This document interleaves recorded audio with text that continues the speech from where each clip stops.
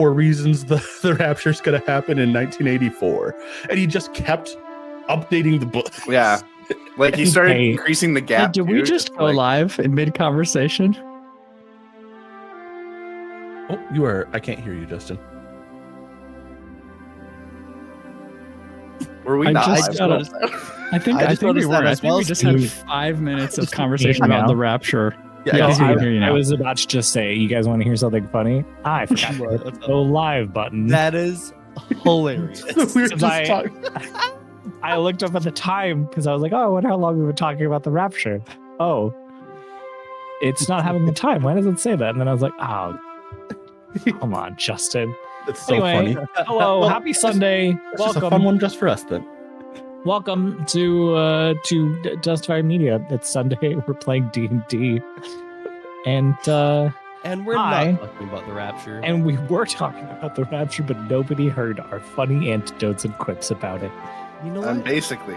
Well, I learned a lot. There's that. Yep. Everyone, but everyone was not listening, which is most of everyone. Yeah. Learned that I will be the only one to get raptured. Yeah. And that's it. Yeah. That's all you guys missed. One question I was gonna have. I don't know if it makes sense to carry our conversation with this. Nah. But, all right, never mind. I'll ask offline. I'll ask Johnny offline. Wait, I'm so curious. What's the question? No, we don't. I'll ask you all offline. How's everybody's Sunday going? How's everybody's weekend going? So good. Yeah, that's real. That's not. I realized immediately after it came out of my mouth that it was sarcastic sounding. Well, yeah, Nick. I mean, honestly, I'm very happy to hear that because I also immediately assumed it was sarcastic. Okay, good. All right. It's actually it's pretty great. Yeah, Great. that's good. You spent a night in the greatest city in America, so I don't know how. Yeah, I was in Chicago. Anyways, I thought you were complimenting Milwaukee for a sec, but okay. I was gonna say like I spend every night there.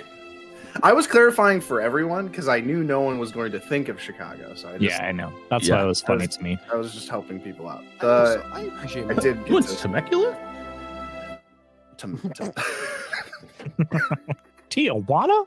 Canton, Ohio? Obviously, the answer is greatest city in America. Tijuana. The greatest city. Technically is America, just not the United States. Heck yeah, it Not is. the America you're thinking of, colonizer. Yeah, it's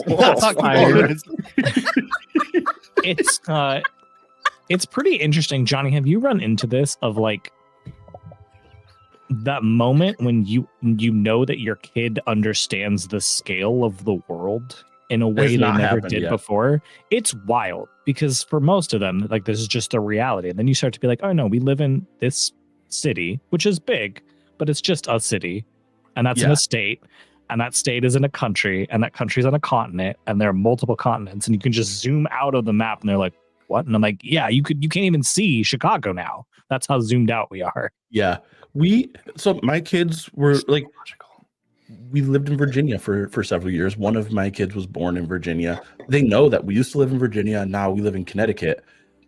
But those are just words to them. There's like no frame of reference. They could be 15 minutes down the road from each other. Yeah. My family lives in Western New York, and we've gone to visit them. And even though they know it's a long drive to get there, again, no frame of reference for why their grandparents can't just come over any given day. Yeah.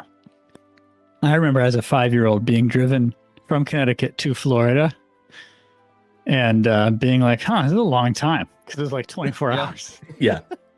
And like anytime we made the trip, I'd be like, I guess it's far away. Florida. It's crazy. And you notice the weather difference too often. Yeah. My family would make the drive to Colorado from here. That's, I feel like, when I realized, like, oh, big world. Big. Yeah. This has nothing to do with realizing how big the world is. Just with driving to Florida, Steve mentioning that made me think, when I was 17, my family drove to Florida, and I sat in the back of our van surrounded by luggage. We got in, and I fell asleep and fully did not wake up until we arrived in Florida. That is insane work. That's impressive. That needs to feature in any of our top of episode discussions of superpowers we wish we had. Well, just the thing falling asleep. I I have learned now, continuing my long-standing pattern of being really open about my mental health struggles.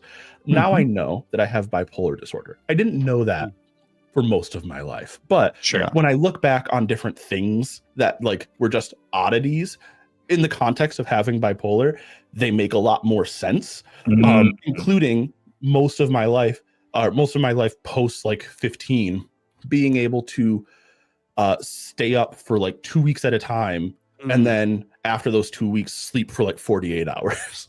NBD, yeah. And then just carry on like nothing happened. Then just soldier on. Might be a superpower, you know? It's all about frames of reference. Yeah. If you really need to turn that on, and you can, that's cool. Yeah. If it turns on when you don't want it to, that's hard. So it does that. It does do that. Yeah. It was very helpful in college to have sleep be truly optional. Yes. Oh yeah, I bet. I had a few all-nighter studies, but yeah, those are hard for me. I only had one, maybe. Yeah, I slept so like there's a triangle that people will show you where it's like one corner is like study and grades, one corner is sleep, one corner is social life, and you can only choose two when you're in college. And I didn't have to choose because when everyone else went to bed, I'd have a social life, and then I would like do great in school. And when everyone went to sleep is when I would study, and I would just stay up. And because of the way my brain and body worked, I would just catch up on sleep during breaks. Yep. Incredible. Just borrow from the future, you know? Yeah. Probably gonna die when I'm 40, but it was worth it. Hello, Alyssa Focus's 8-year-old who's waving at us and that we can't see. Hello. How are you? We will wave back. I would like to play D&D now. That sounds fun. All right. Oh no, we're about to get attacked more by statues. One statue, hopefully. Where last we left off, you guys had been searching for a way into the tomb of Celebrian, Vorgar, one of the sons of Dystall. And you were looking for a way into his tomb to try and see if you could find anything that would help you there. You did find your way into the tomb and ultimately found your way down a secret staircase into an ancient structure beneath the tomb, where it seemed as though no one had been here for centuries. As you examined the space, you found at the far end of this cavern, this man. Some of you have assumed, maybe right, maybe wrong, that this is Celebrian, chained to two pillars of this magic-absorbing stone that have him kind of suspended in the air, ancient and withered, but somehow still alive. And as you, Cass touched one of the pillars, was damaged psychically by the pillar after touching it when you heard footsteps coming down, and two statues, which you saw upstairs in the main tomb, standing over the sarcophagus, or what looked like a sarcophagus and actually hit a stairway. You found these two statues of his brothers, of Terragal and Durdurin, and those statues came downstairs, and as you were examining the pillars and the statues began attacking you. And so you found yourselves in combat with these two constructs, as well as swarms of animated books, and it seemed as though while the statues were fighting you, they were focused in many regards on the man chained to the pillars, and their focus was more on him than on you, even though they are fighting with you. And in the midst of all of this, you also found that it seemed that the room somehow magically enhanced to help heal and protect the statues as you are fighting them. And so what may have been quick work otherwise turns out to be a little bit slower because the space itself is helping these statues. And so we are going to jump back into things at the top of our initiative order. Where we last left off, we finished a full round of combat. And so at the top of initiative here, there's a moment where you guys have seen every time the room goes to heal these statues, it glows, this bluish green aura fills the room, fills the space.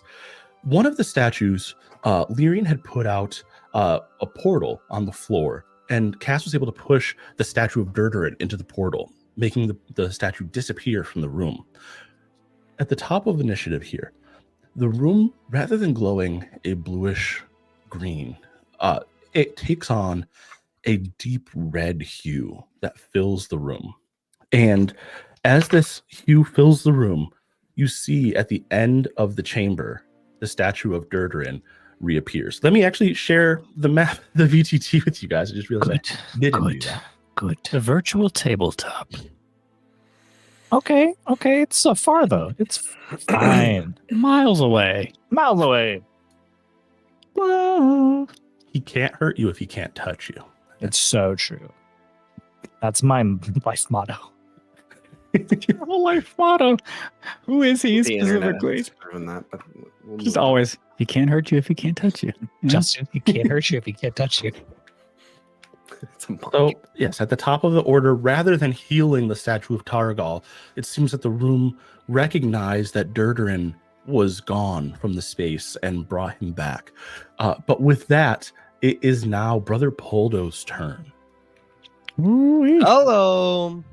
Hello, Foldo. Sorry, I'm just taking in Hello? the map here. Okay. Yeah, there's kind of a lot going on. Yep. There is.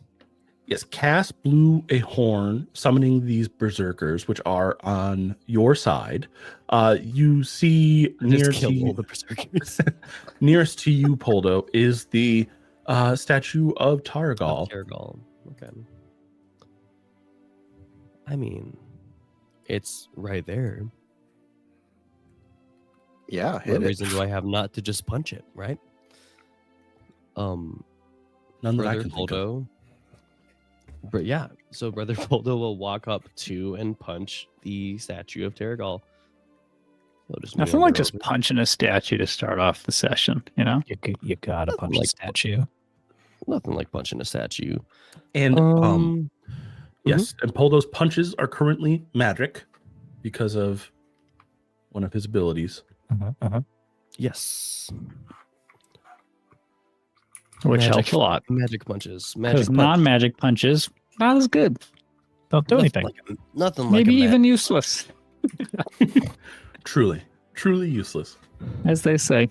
wow. Non-magic punches. I'm proud of you guys for not using all of Poldo's focus points. You've only used one. We did our best. It's all right. You guys did a good job. I I think we may have voted for actually having used him more just and cook just forgot for us to mark again, them but- off, but I think we might I'm have honestly used 2 or astonished. 3. I'm astonished that Poldo is still at full health. Honestly. Almost did not have any health, pretty much. you're but yeah. muted, Nick. Okay. Danny, how many Yes. points does Poldo have? 3 out of Key 4. points. No, he has 1 out of 4. He's used 1. So it might have not been marked, but he should only have 1 left. Oh, I see. I'm Okay. saying Oh, 3 out Oh. of the 4 focus points have been used. have been used. Oh, okay. Sorry, Danny. I guess we're not as cool as I thought, but we did a great job. I You guys promise. are terrible. And I'm never putting my trust in you guys ever again. Okay. Ah, It doesn't hurt at all. Fair. That's No. fair.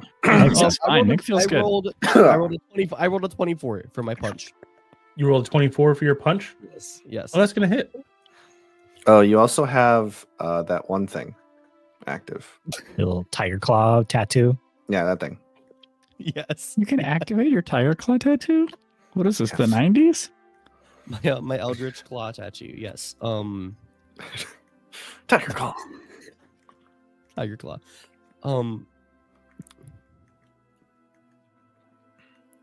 Yes. Yeah. That's damage. Yeah. I'm just gonna roll the damage here in our useful little thing here. Amazing. That's Totes a 5, maze. 11 plus 2, damage. so 13 total. 13. Okay. Nice. So yeah, you see a chunk of rock where you punch on this statue. You punch kind of right at head height for you, which is right at the statue's waist, and you see a chunk of rock fly off from the hip and scatter on the floor. The statue looks down at you impassively but now is looking at you, Poldo. Oof. All right. Anything else on your turn?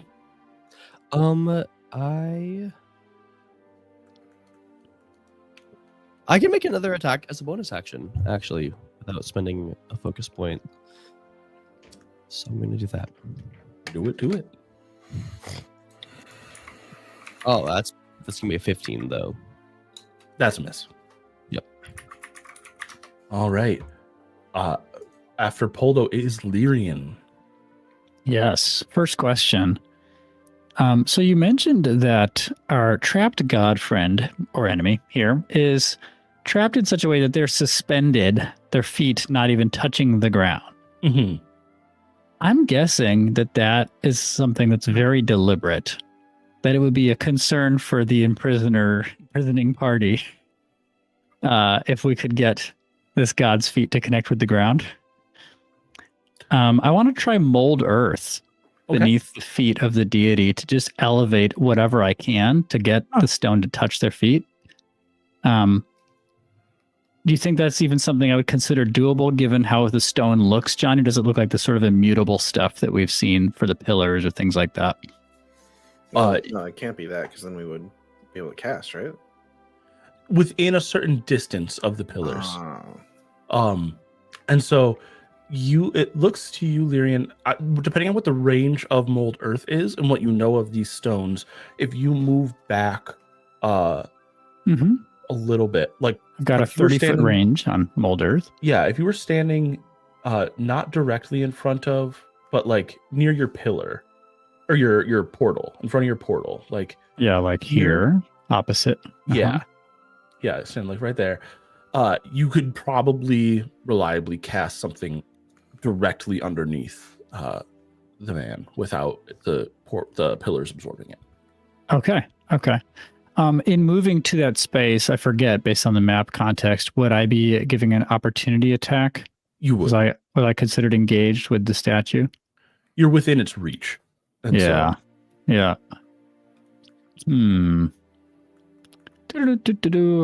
think I'll take the risk because I'm just worried about the other statue being back in play. So yeah, I'll give it the opportunity attack and see what happens. Yeah, there's let's see. That is lean into the drum. Give it every opportunity to attack. A 22. Oh yeah, that's a hit. Yeah. All right. But is it a hit? It is 5 damage. Oh, yeah. Thank all the deities. All right.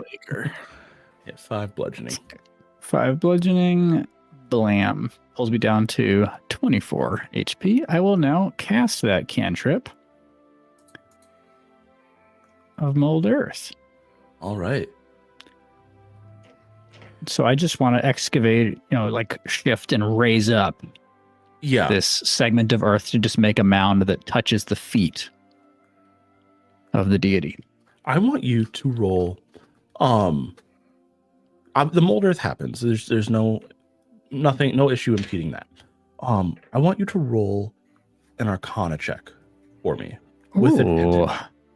Oh, okay. I'm excited. Here's the first. Base 14 for 22. Base 18 for 26. 26 wins. All right.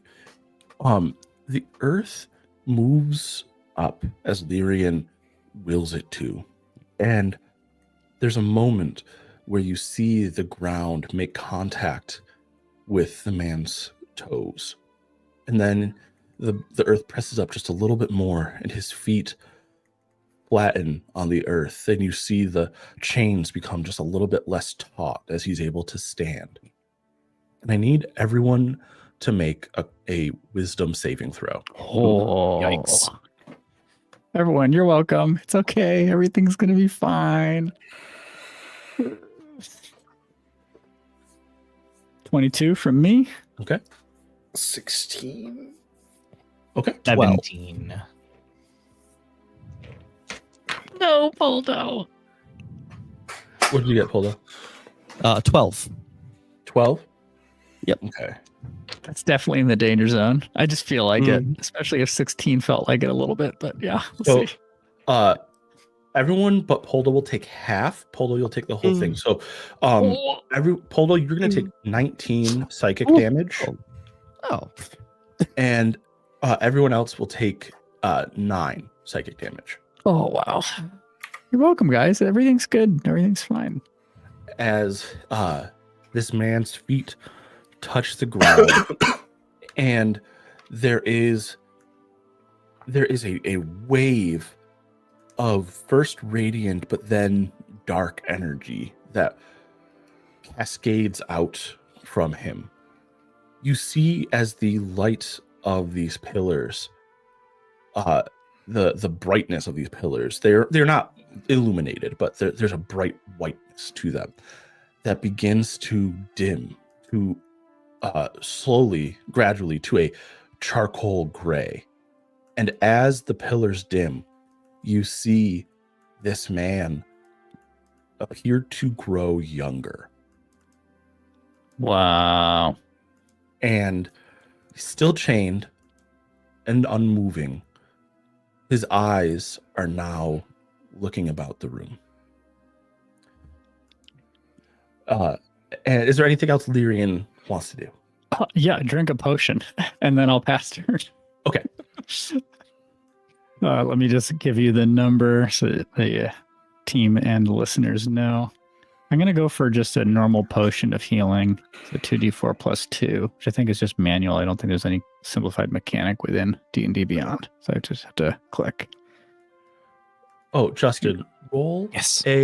roll a shared wisdom save for the berserkers. Okay. I healed 8 points. Cool. That is a 10. Okay, so they all take that 19 damage. The 19. As well. Yes. I'm back up to 23 HP. Everybody in the room? Yes. Everybody does what? Sorry? Yeah. All of his berserkers are taking the 19 damage as well. Yeah. Are you able to edit their damage, or do I need to do it? I have a note that I've been using to keep track of them. Okay, cool. Let me know if any of them die. I will. I will never die. They have 67 HP, so they're probably not going to die. Okay. Nice. So Never seen that. Really good. it's the statue of Targal's turn. And the statue turns, but does not move from where it's standing, but it turns and it grabs hold of the pillar that it is standing in front of. And let's see what happens here. Okay. You see the statue begin to, more pieces of it begin to fall away. And the pillar begins to brighten again, just this one. And you see some of the agelessness of this man pull away from him again as this pillar brightens. And the statue crumbles.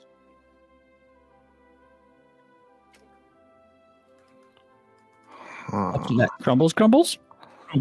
It is no longer anything but dust. It is now Pellis's turn. Wow. Okay. All right. Okay. Wow. Think of that.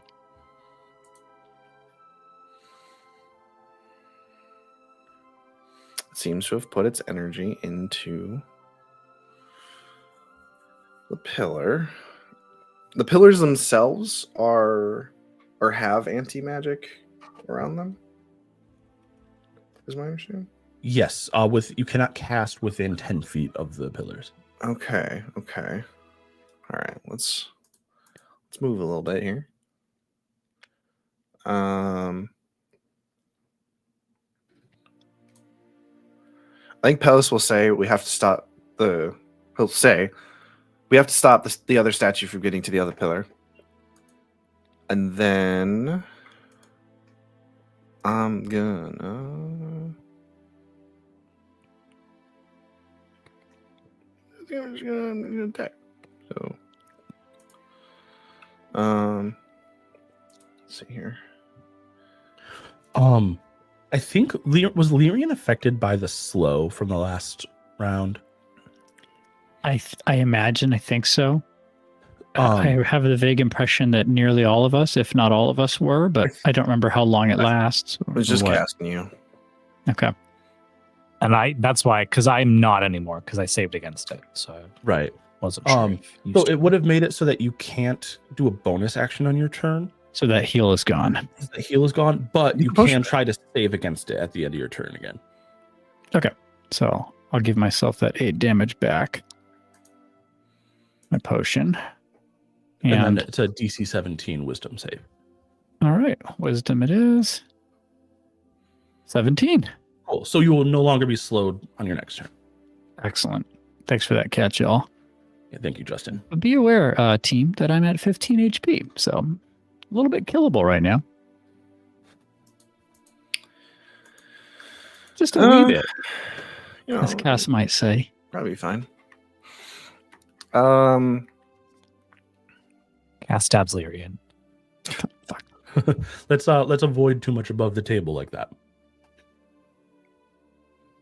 Okay. Fair. I will. Lyrian looks very weak.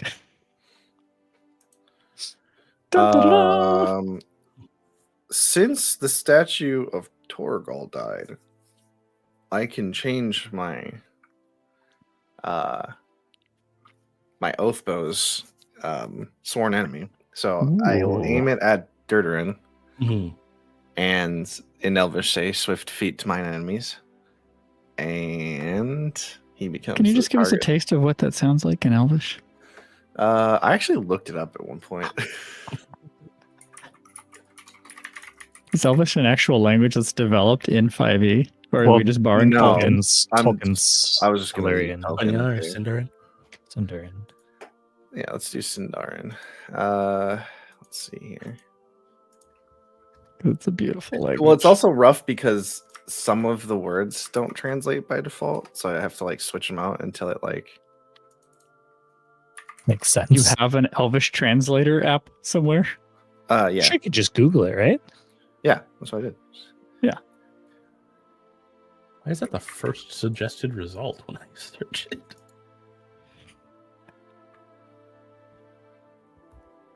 It's going to be something crazy and out of pocket. Is everyone searching it now? Oh, I'm trying to because it doesn't like, have nah, a word man. for enemies, I guess. I don't know. You just have to use a loan word from some other language. You switch to Quenya. Ah. Here, I'll switch to Quenya. in Burger King. Ah, there we go. Linte fare ana mime cotumo. Yeah, that's pretty awesome, actually.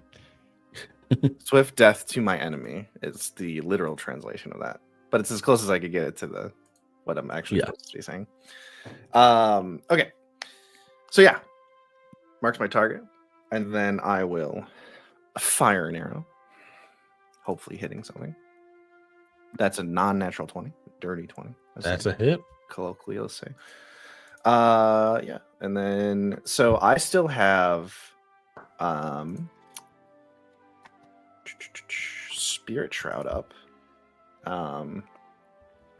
which will probably go down soon because it lasts for 10 rounds. But regardless, any attack I make deals a D8 extra damage. I think I had picked like radiant damage or something. So first, just the normal attack damage. That's 6 physical damage. Okay. Just 1 radiant damage. Ignore the 6 there. Just rolled the D8 from my bow again, and then I get to roll 3d6 from the oath bow.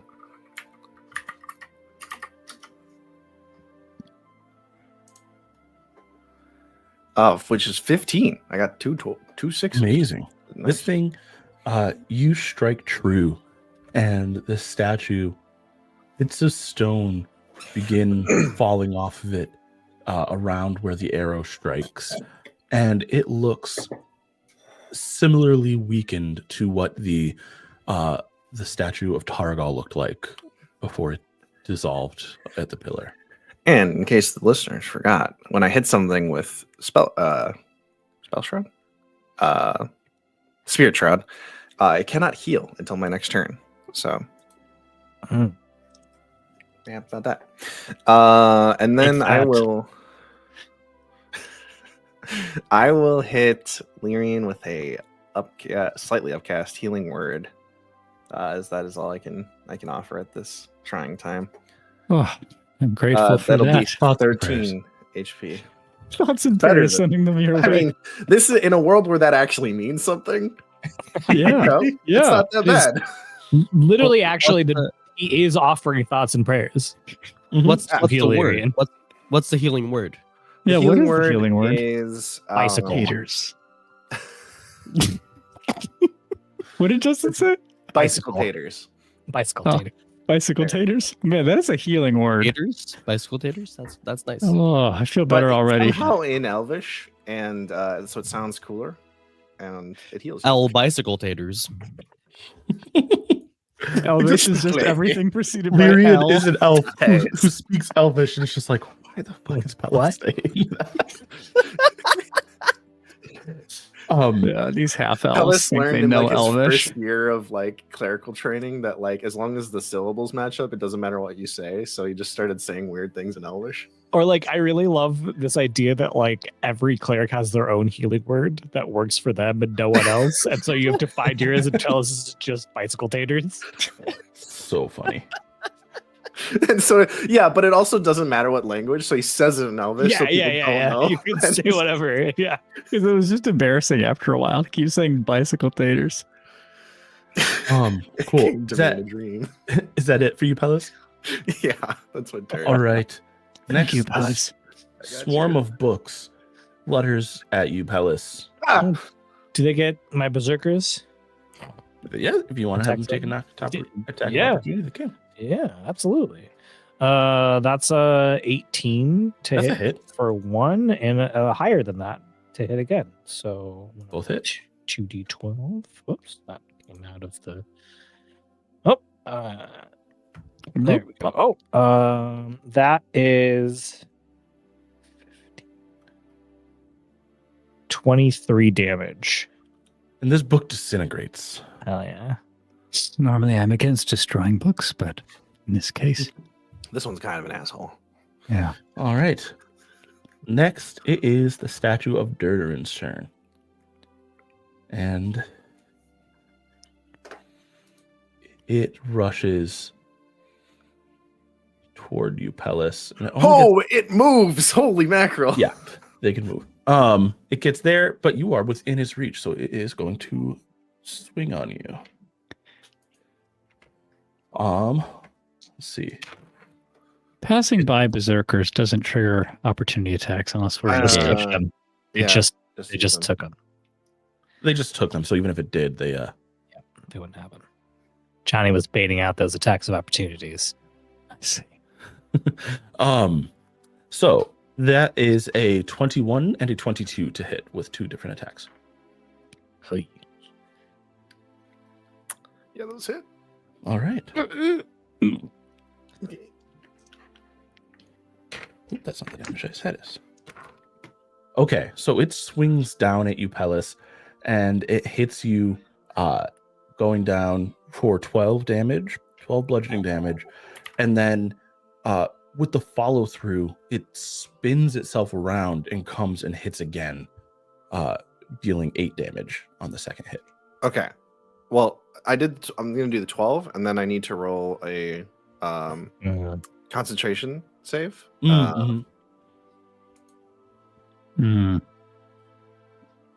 What are you concentrating on, Pellis? Maintaining spell shroud or spirit shroud. Why do I keep saying Spirit shroud.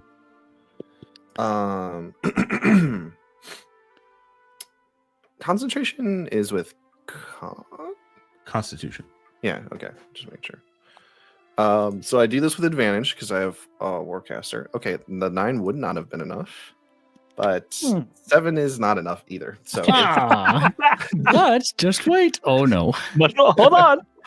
There's more or less. Or no, yeah, or nothing. So yeah, so I lose it, and then I lose Spell Shroud, and then I take 8 more damage. Mm-hmm. Wow. Ow. That's what I have to say to that. Yeah. And then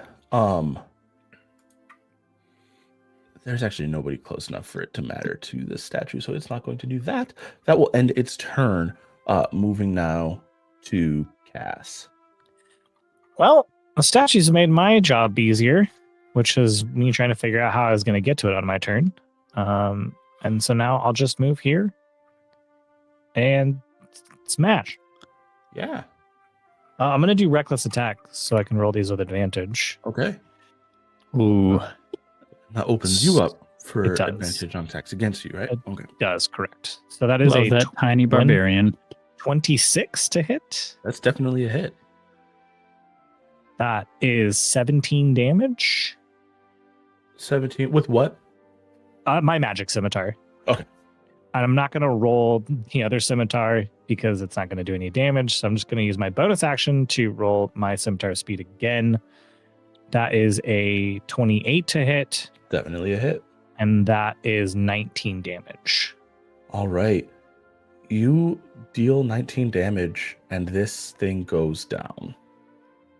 Nice. Your stone comes sloughing off of it, and then it falls to a knee and just falls prostrate in front of you, Cass. Ah, All right. Well done. That hurt a little bit towards the end there, but hey, good job, team. Now, before, I know we were kind of kind of freeing this man. Just vaguely points to the guy. Here's the thing. What if this is a really bad idea? Who is this? We don't even know. I suspect that it's Beauregard, What? Celebrian, Celebrian. the supposedly dead god. Is Demi-god. anyone looking at him? Well, yeah, I think Pellis wouldn't have taken his eye off of him. Yeah, when Lyrian says Beauregard and then Celebrian, this man looks slightly surprised for a moment and then is staring daggers at Lyrian. Okay. Forgive me if I have caused offense. He doesn't seem to agree. He doesn't seem to like that. Neither did he like the mention of who we believe is his father's name. And I will say too, he does not seem to have reacted to anything you have said other than the names. Yeah. Because like when we first walked in here, like I said, like Dystall within like a second. Mhm. Right? Like is this the son of Dystall or whatever? well, there's slack now in the ground, and he can stand. Are you Celebrian? Stamp your foot if you are. Stamp it twice if you're not. You say Celebrian and he looks at you. I think he can only hear the names. Which really begs the question of what or who he even is. Is there any kind of like writing on the pillars or just anywhere in this room? There is no writing on the pillars, but there is. Lyrian had looked at the books, and the books were all written in ancient, archaic versions of languages that you speak. They're long dead and unspoken now. Like Anders is our only shot at better understanding snippets of old common or whatever it is. All right, Pellis. What? Just spitballing here. What if there's like some lost child of Dystall? Why would he be imprisoned in the tomb of his brother? I don't know. But I mean, surely you look at this and you're like, this can't be right. Right? Yeah, I this feel. person's imprisoned. But like, if he reacts angrily to the name of his brother, that's kind of weird too, right? Or his own name. What about Beauregard? Like, you know, let's say the other brothers. Yeah, you say Targal, and he Targal, sorry. looks where the statue of Targal had been, and then looks back at you, and he kind of like jerks at the chains. They are not taut, but they are not like he cannot move really. Yeah. So he kind of like jerks at the chains like toward you a little. All bit. right. This is a Hail Mary, not a Hail Mary, but just a little offbeat. He doesn't speak common. Cass knows common sign language. Okay. So You can't sign back, Cass. he can't, but maybe we can get some sort of like response. You know what I mean? If the books are in an ancient dialect, he Sure. speaks and understands an ancient dialect. Sure, I don't understand. think I'm it's just lack trying. of understanding that is the barrier between No, us. that's right? literally lack of. I think that's literally the barrier, Lyrian. All right, I think Cass he will just- literally Cass speaks will- ancient Cass will be like- common. Calabrian and point at him. His eye, he looks at you. You say that, and you point at him, and he looks at your finger, and then looks at your face, and then he says, "Starkundarkas dusta," and spits on the ground. Wait, he can talk now. Well, I think he could talk the whole time. He just has no There idea. was what a you're thing saying. blocking his mouth initially, Johnny. Do Oh we- yeah, you're right. So he can't say anything. He doesn't say that. Okay. He says Yep, something you well hear, done. and he I hope he makes- spat in his own. Yeah. Why not? It's like when you sneeze He's in your That's how much he mask. hates the guy. You know, he's like, all right, well, maybe we're learning that Calabrian was not a beloved figure, or had a very specific enemy. I could not imagine what all of this would be for, except for someone powerful enough to be like considered maybe a demigod or like a threat to a demigod. So I'm pretty nervous. We should at least like, I don't know, try to translate some of these books or something before we just like. I want all of you to make perception checks. Okay. Yeah. I do not think we are funny. afforded time to study ancient languages before we do something about this deity. That's an 18. 23. A natural 20 for a 25. Nice. Okay, and you're all Also- looking at It's perception. Sorry. Yes. perception, Ooh, not one for me. Okay. and you're all looking at him, right? Yeah. I'm okay. You hear a voice from behind you. To think such an ancient king would be reduced to this man of glory. Oh No, take me nothing. And Jared walks past Lyrian Mother. Oh God. to stand up directly Damn beside. it. The man is looking at Jared with raw hatred in his eyes. Oh, he already knows him? Make an This is insight not check, going Lyrian. well. Yeah.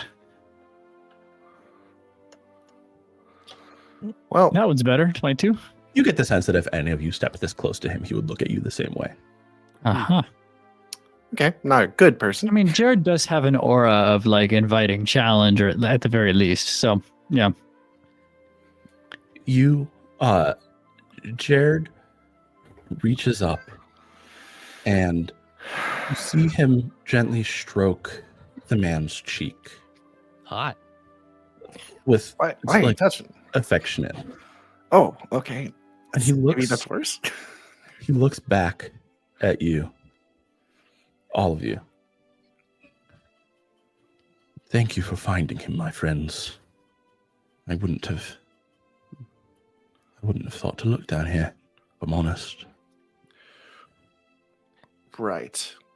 I'm beginning to really hate this person. He looks back Okay. at him. Something. and he says, not to anyone in particular, I do so wish I had his power. And you watch as something seems to leave the man. So, point of order. I have a question. Yeah. How did he sneak past my berserkers? Apparently. Because Jared just appeared, right? Like appeared Yeah. near the man. Pellis says, "I wish that power went to me instead." And he points at you and he says, or not, and casts a counter spell. I say, well, I wish I could counterspell that. And I Wish. with my second wish. Wish is an action, and even though you can copy any speed, it only happens at action speed. So, what level is he casting counterspell at 9th level? He is indeed. Okay. Holy. Wow.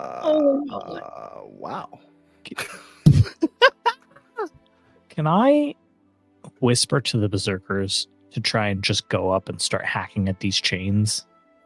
You can. So he has already made this. I understand. So you watch as you guys see something, not physically. You don't witness, but you see something seems to leave the man.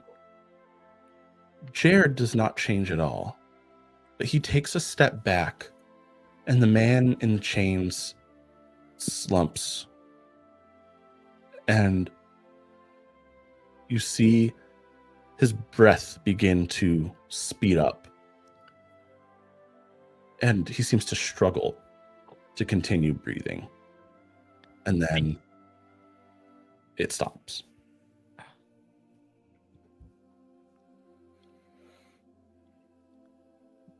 Yeah, I mean, I think Cass would have, seeing that, have frantically been like, break the chains. Yeah, the berserkers can rush up and start trying to break the chains. Yeah. And Jared takes a step back and just lets them pass him. So, what's the power you got?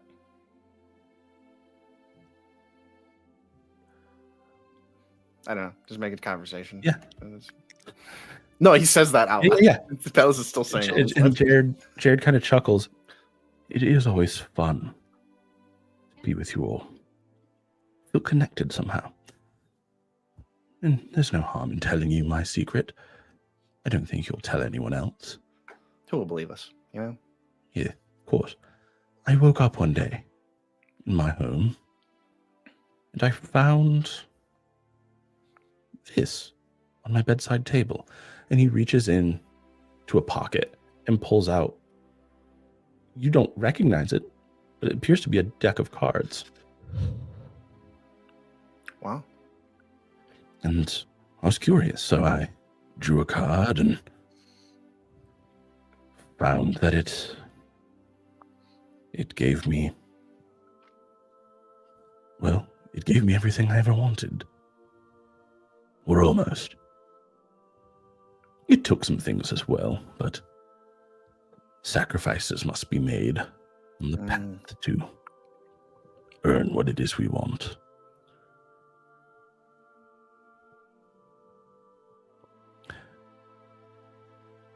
Any more questions? Can I have the deck? No, you can't. I mean, that's fair. I figured. You could draw one if you'd like. Oh, I can.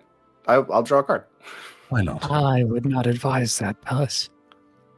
Pellis doesn't know what this is. And he already said he would, so it literally would just appear in his hand. Like, I don't think... Yeah, Pellis already announced that he's drawing the card, so it's happening. Here's my deck. See you guys later. Oh my gosh. Okay, I don't have character this way. Let's see. All right. Sorry, I'm just trying to pull up the thing we'd used before because... Rolling on the same table for the deck of many things? Yeah. Yeah. And I wasn't honestly expecting this. Hard to predict what this party will do. All right. Roll a d20 and a d4, Nick. Well, actually, no, that doesn't work. No, let me find my deck. I'm sorry. Hey guys. Hey, Steve.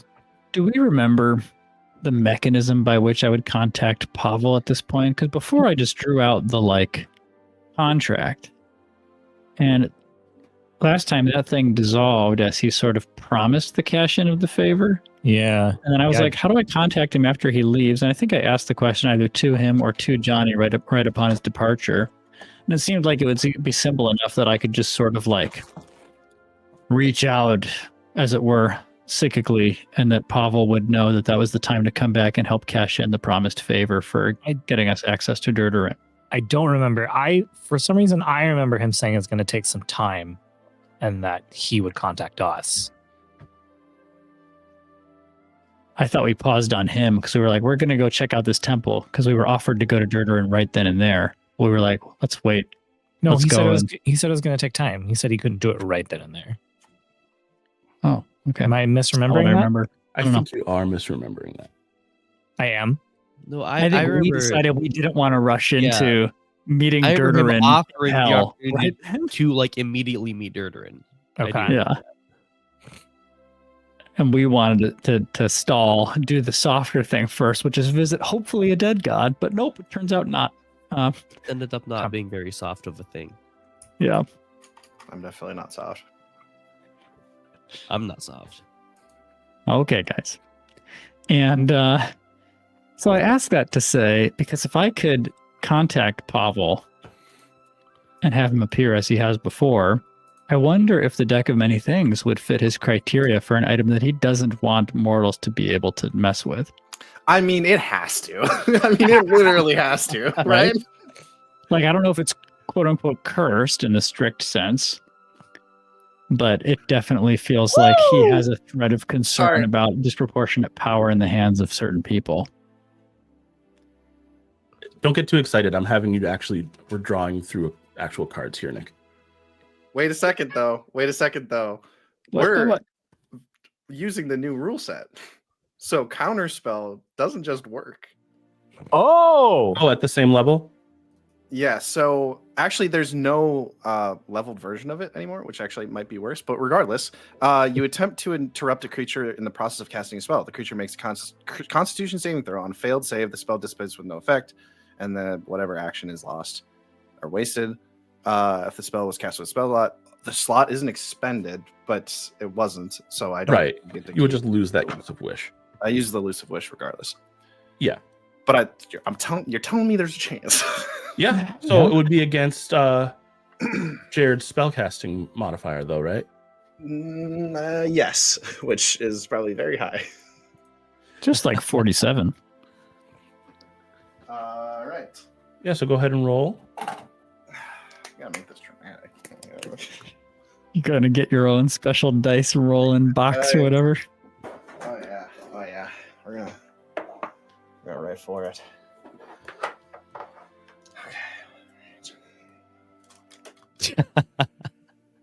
Yeah. Nick has angled his camera downwards toward his dice. Okay. This is an important roll. Does he get a wish or not? Okay. Yeah, that's not gonna work. It's only a 15. Unfortunately, that does fail. +1 for Constitution. Hey, it was a good try. It was a good try. It was cool. I was like, I should just check to see if the new rules are different for Counterspell. Damn. So close. How did they make Counterspell worse? Because now it's just always the Constitution save. So now a level 3 Counterspell can interrupt. Yeah. We're going to use a tarot deck to do this deck of many things draw. Okay. Beautiful. I need somebody to record a couple of things for me so that we know that everything happening makes sense and is above board, because I don't have a deck of playing cards handy. I don't know where my cards went, but I have these and this will work. So I have the Fool, which will be the Joker that represents the Fool. That's easy enough. I have the Devil, which will be the Jester. So that one, somebody write that one down. The Devil is the Jester. We will do swords are spades. Okay. Pentacles are hearts. Got it. Cups are clubs. Okay. And wands are diamonds. Got it. All right. And then for the sake of clarity, knights are jacks. Okay. And I missed the stuff before devil equals gesture, but did someone else get it? I got it. I got it all. All right. It's Cool. in our private chat. So Sweet. I am shuffling this blindly. So shuffling. I don't know what order anything's in. It was already kind of random. So, Nick, I'm going to kind of just go through and you're going to tell me when to stop, and that will be the card, okay? Okay. Stop. Okay. It is the Queen of Wands. So, All right. wands are diamonds. Queen of Diamonds. That is the Moon card. Wait. That's Isn't a that big wish deal. again? You get wish 1d3. Jesus Christ. Pellis. No wishing for more wishes, buddy. I don't know why, but that pisses me off. That's true. You didn't wish for more wishes, but you still used a wish and got more wishes. What are the chances that almost every time we've pulled cards in this deck, somebody has gotten wishes? Yeah, it's crazy.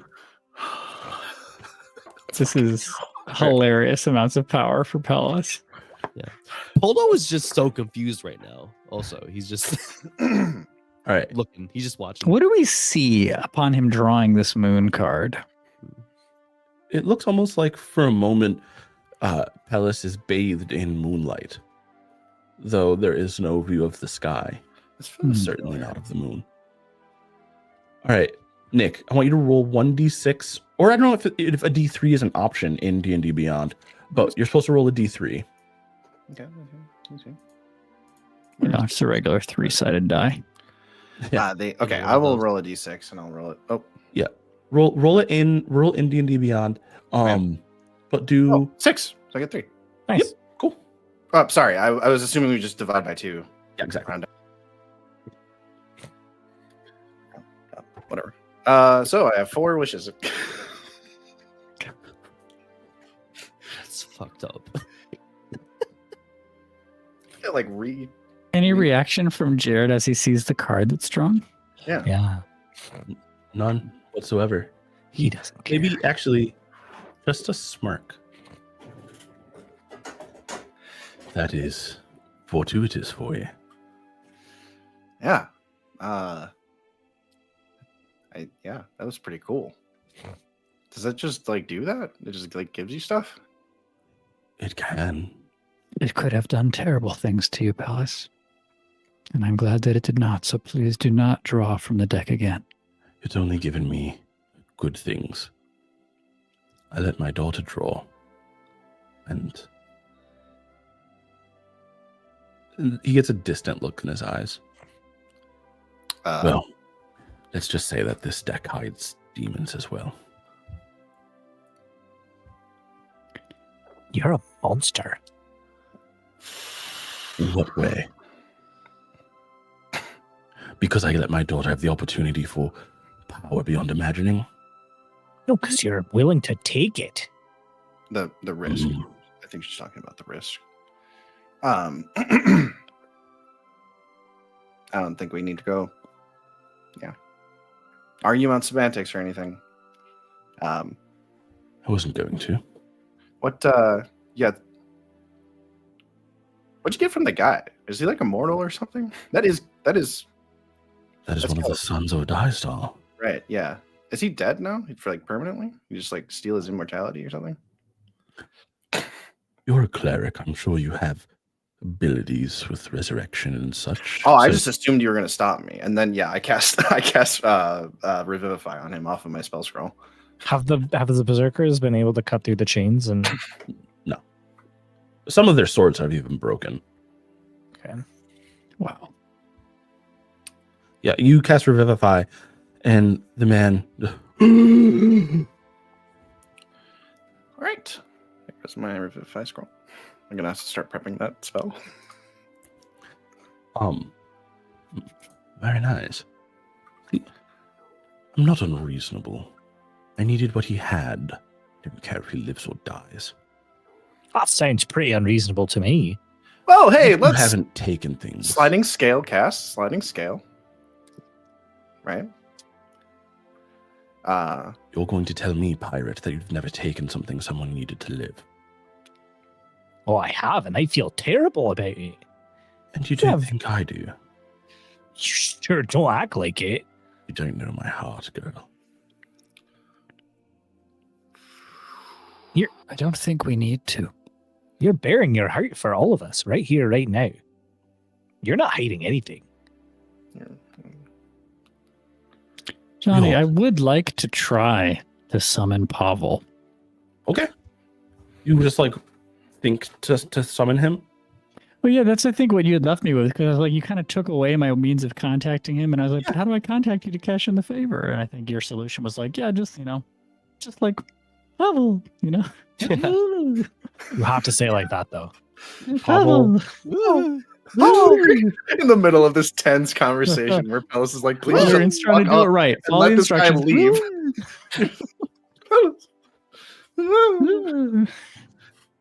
Yeah. Let me see if I have something here. And I know you've got a lot to juggle, Johnny. So if it's helpful for me to remind you of something you have said, and I don't know why you said it. Pavel said that he could not help us get into this area that we've been in. Mm-hmm. It was easier for him to get us straight to an audience with Durderin in hell than it was for him to get us down here. And I don't know why. Well, either.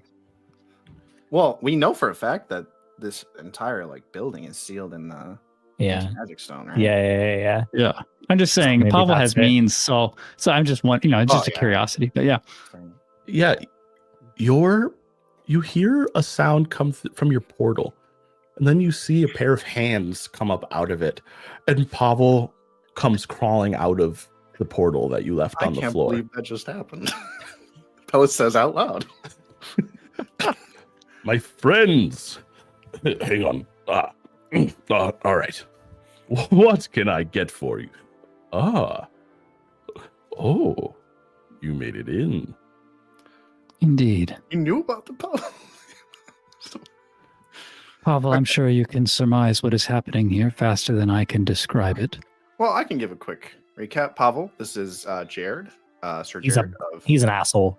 Okay, he's the king of... you can be both a king and an asshole, Pellis. They're not mutually exclusive. I am familiar with Sir Jared. Okay, great.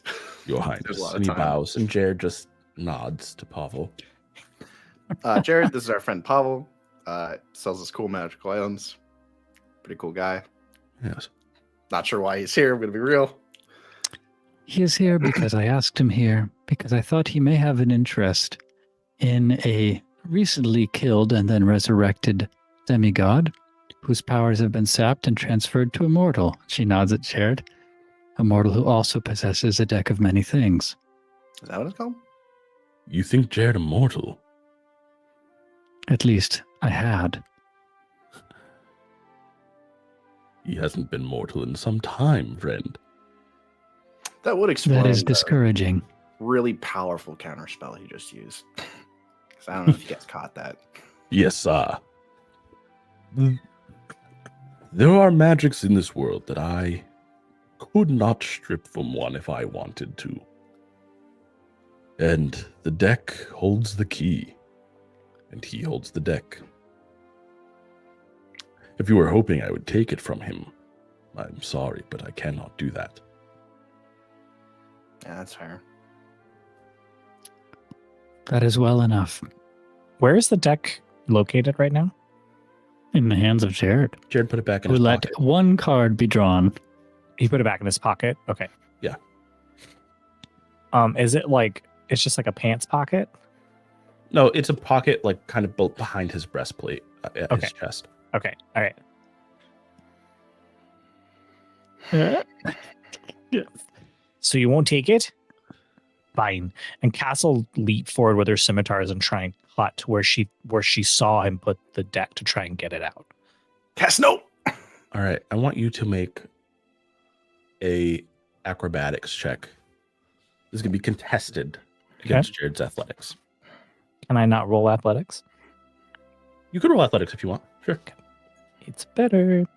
That's I'm Well, not raging anymore. yeah, I'm because we not were raging in anymore. combat, Correct. Mhm. Yes, I'm not raging anymore. That is still a 26. 26. Okay. Jared catches Cass in the air Yeah. and holds her by the throat. What the fuck are this guy's stats? Godly, I think. I imagine he's Unintended. high level. He, just holding Cass and not even looking at her, looks at the rest of you, looks at Pellis specifically. Is this the sort of fool you associate with? Yep. Yeah. I would she think is. you better than this. Not really. I just assumed Man of the Cloth wouldn't make the same mistake again. And he just kind of, not like violently, but kind of like tosses Cass back. What stopped you from coming down here before? Did you? He didn't know about it. I don't know if you've. We call him Poldo. He's got a really long name. I don't know if you wanted to introduce yourself. Oh, We've met. You almost he has killed met me. Poldo and killed Yes. him. Oh, for some reason I forgot Poldo was there. Sorry, Poldo. It's okay. And the answer to your question is I was looking in the wrong places. I knew the tomb existed. I knew our friend still lived. Just Just didn't think it didn't would know be where to find him. so obvious, right? I thought Like it would be more hidden. Yes. Yeah. That's honestly, I kind of thought the same. I didn't think anything that important would be here, but Yeah. here we are. The closer you are to danger, the farther you are from harm and all that, right? What? Well, what now are that we you have planning taken to what do? you right wished, Sorry, Pellis says. So are we far from harm right now? It depends on what sort of decisions you and your friends make here. Okay, cool. I'm gonna cast Hold Person at. scared? No, I'm gonna cast Hold Person at 4th level, and freeze everyone else in the room. So, no, well, I'm Cass, Lyrian, and Poldo. You guys need to make will saves. Okay. Is Pavel? Wisdom saves? No, not Pavel. I would never. Okay. I would First of all, never. I wouldn't succeed.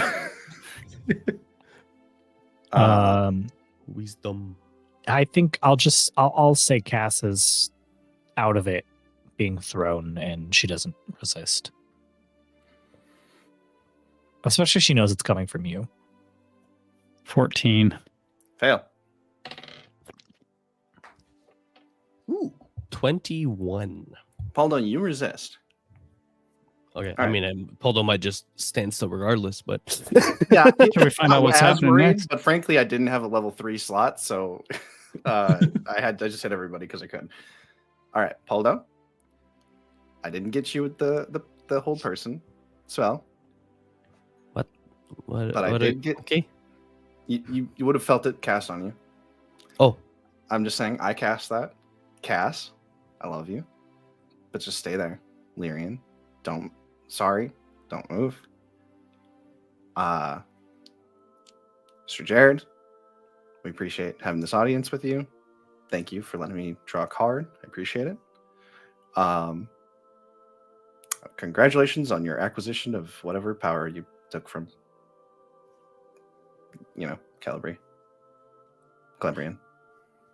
If it makes you feel any better, he didn't have much left. Just make me feel a little better. I appreciate that. Of course. I do believe his brothers split the lion's share of what he had before they imprisoned him here.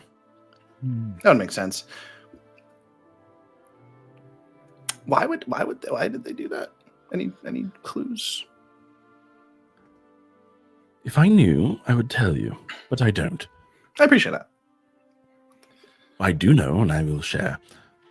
Their imprisonment, or what has been reported as their imprisonment, is more of a self-imposed isolation.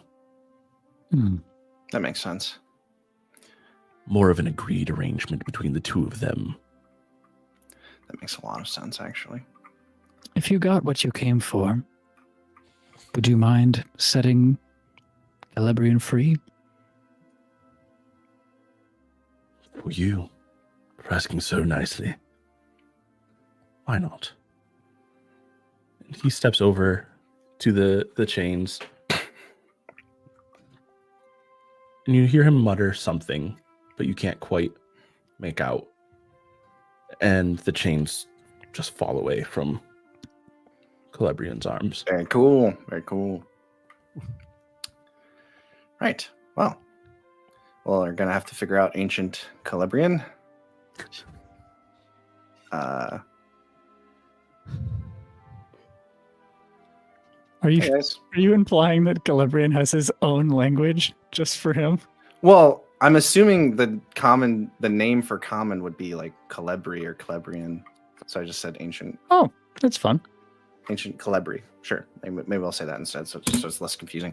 Yeah, that's fine. Should probably learn, or have to learn ancient Calebri to communicate with him or find some other magical means. But why don't you just cast comprehend languages or something of the sort? I don't have it prepared. It's just... No. Was that Sir Jared giving us a suggestion? Okay. I was about to say, as Sir Jared, all four of you can cast spells, and yet I fear you undersell your own potential. There is so much power in this room. So little finesse. In any case, I always appreciate the fun you give my days. We should do this again sometime. Maybe in the Nine Hells, gentlemen. Perhaps. Or even, where's the other, the Feywild, right? Mm-hmm. Yeah, Feyrealm, Feywild. Or even perhaps the Feywilds. Wherever you go first, I'll be sure to follow. I'm gonna fucking kill you one of these times. Cass, please. No. Don't stifle her passion. I It's the can't. only thing that makes her interesting to me. I feel like there's more than that, but all right. This is very. It's funny you speak of us providing you fun because I see you and all I'm brought with is disgust. And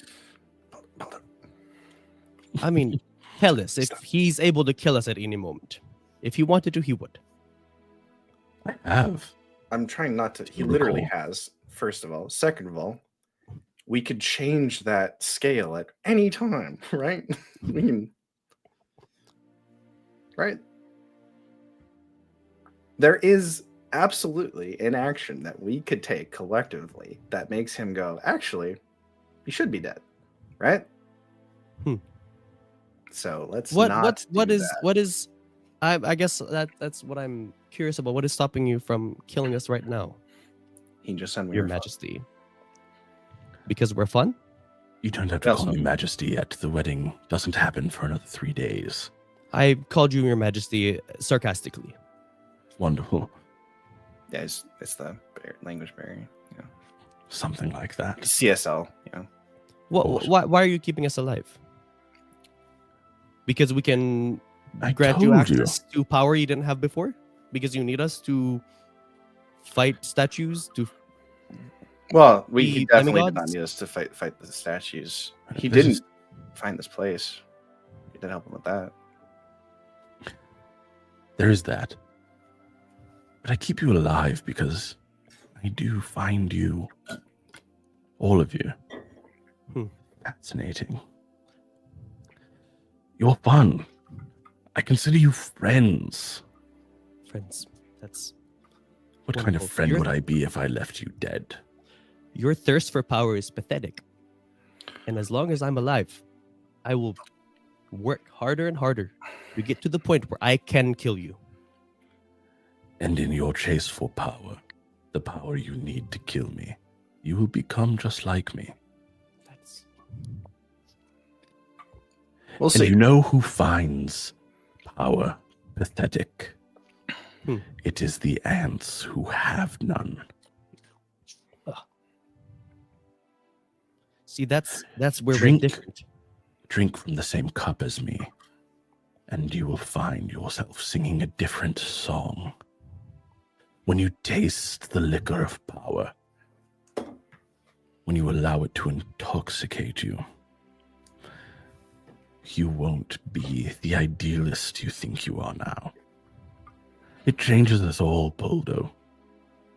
It will change you, same as me.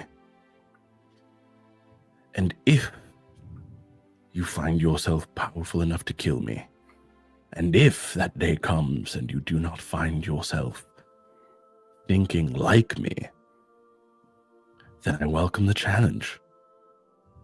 Best me in combat, and I will relish my death.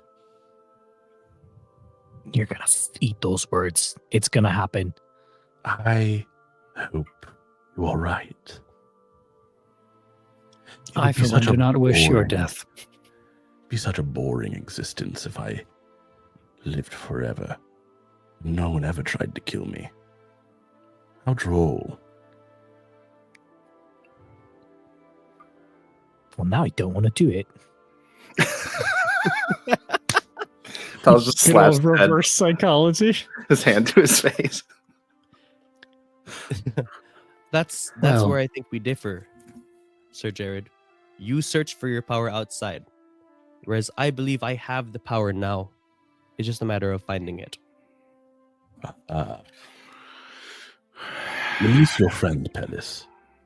Let's Okay. see the power now. You've already got it. Well, I didn't succeed on Poldo, so. Oh. Wonderful. Strike me. Let us see your power, boy. I think we know where this is going, and it is not I all will that s- entertaining. I'll stay in my hand. Exactly as Lyrian says. I am simply waiting for you to go because I am getting angrier every passing minute you are here. Kill me now. Why don't you just kill me now? You can. I told you already I don't want to. Okay, Poldo, then please. go. Poldo, please. All right, my friends, I recognize when I am unwanted. I'll make my leave. First, would any of you like one more opportunity to test your fortunes? He draws the deck out from behind his breastplate again. I don't want anything from you. And I want nothing to do with that deck. Fair. For the Poldo, perhaps you will find strength you never knew. I'm disgusted by you. I am disgusted by your trinkets. I want nothing to do with you until I am able to kill you. And then I hope, I see your smile, and I hope to whatever gods are out there that when I can bring pain to you, that I can see the face of anguish instead of that disgusting smile that I see now. Big words from such a small man. You're right. And he puts the deck away. As he goes to put it away, Pavel's words ring in Bellis's head. The deck holds the key. And he will say out loud, I draw another card. Oh, I swear to Jared God. smiles. I love it. I love when we find in-universe reasons to have Nick gamble. I know, It's just I know. fun. You're all sons Oh, of bitches. You know what's funny? Every time Johnny says Jared, I still perk up. Like it's Oh, yeah, me? Oh, me? Oh, All right, you want Nick. to talk to me? Pavlovian Wait, that's a victory. secret, Danny. You can take control of Jared at any moment. whoa. No. I hate how much Right, I one- hate yeah, my no. old character. They're still on the same sides, left or right. Your left. All right. It is the devil, Okay. That's a jester. That's the jester. which is the jester. That feels bad. That feels bad. That feels very bad. You gain 10,000 XP, or you can draw 2 additional cards beyond your declared draws. I'll take the 10,000 XP or whatever that Since it's a translates to. milestone, I'm going to call that a level. Sick. So here's the thing too. After that fight, I was already planning on having all of you level up. So when you guys level up, you will get 2 levels. Oh, you will wow. get 1 right now. Oh, yeah, okay. At end of session, the rest of you will also be getting a level. Oh my goodness. And Nick will get another. Okay. Seems Zastal was with me today. Jared. The card disappears and goes back to the deck, and Jared looks around at each of you. You're absolutely sure you wouldn't like an opportunity such as that which Pellis just took. Fuck you. I'm actually getting nauseous every time you speak more words. Sorry. I am only grateful that worse things did not happen. And would plead with you, Pellis, not to draw again. I won't risk it. Well, it saddens me to say goodbye, but I know it will not be too long before I see you all again. Until then. Oh. One more thing. I do hope you will all attend the wedding. Oh. I know You have invitations. you haven't received formal invitations, but they will be at your abode in Helltop should you return. If you find you have time to go home before the wedding, which is in only 3 days' time. We'll figure something out. But please, and do make sure that you have appropriate attire. Fair. Take care of yourself, Sir Jaren. And you, Ellis, and all of you. I would hate to find out you all died and I wasn't there to bring you back. And he turns, and there's like a puff of black smoke, and he disappears, and you see him reappear at the doorway. And he looks back one last time, smiles, and kind of like nods at you guys. You get the sense that this man really genuinely sees this as a parting of friends. And he walks through the door and up the stairs. Well, I have found my next goal. Be able to kill him. So I will be working towards that. We'll work up to that. And I'm not going to his wedding. Well, I mean, Maybe to crash it? Stop Yes. it? well, My friend, it is not crashing if you are invited. Yes, correct. Well, then I'll decline and then show up anyway. He's marrying the queen? It's Yes. 3 days. How are you going to decline? Not out of love, though, so I can't kill the queen to make him hurt.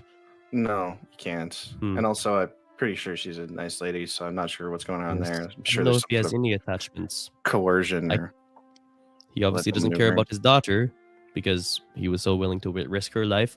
I despise this man so deeply. I am feeling things I've never felt before. Yeah, he does that to people. All right, Well, so what are we Pablo? doing? You What's are a up? business-minded person. Yes. You are welcome.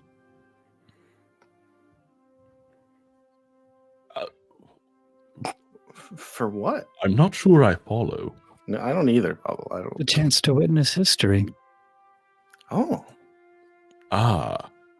Witnessing history is all well and good, but I can't sell my having witnessed history. No, indeed. Pablo, you are a delight. Just so you know. My friends, is there anything else you need of me? This was an odd favor, to be sure. But I mean, you just kind of you didn't do anything. Oh, you like? I was Yeah. asked to appear. I was not given any requests. I Okay, came, don't take it out on Pavel. Okay, Pavel, It's thank just- you for showing up. We really appreciate it. There was a lot going on, and we're just under a little bit of stress right now. Would I any mean, of if you have like- any advice for how to kill that man, even before he touched the power of Celebrian, that man was likely the most dangerous living being on the face of Izura. Great. Awesome. Wait, so what are the four of us supposed to do about that? Become more powerful or dangerous or both. Probably, well, I mean, both. They're kind of. Has anyone asked you to do anything about it? It seems that he considers you friends, yet you threaten him. I just want to murder him over and over and over again. If that is what you want, you will need to grow considerably more powerful. Yeah, I get that, but I don't know how. Have you considered taking on more jobs? Grow your power through practice. Ooh, wait, Pavel, what amount are we at for the magic box? Magic bag? Sorry. What cost? Sorry, cost amount. I apologize.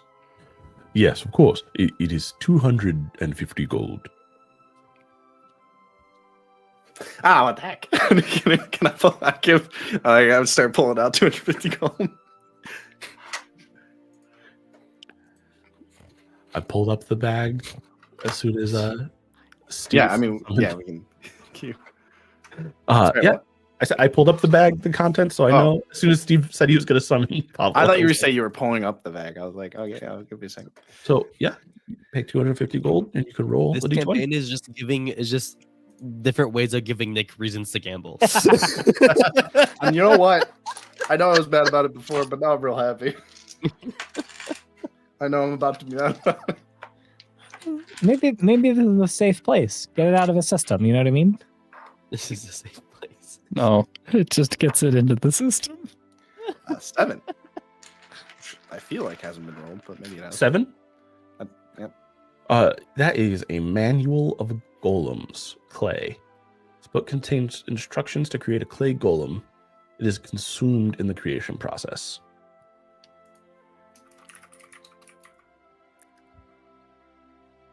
Wow. Very well.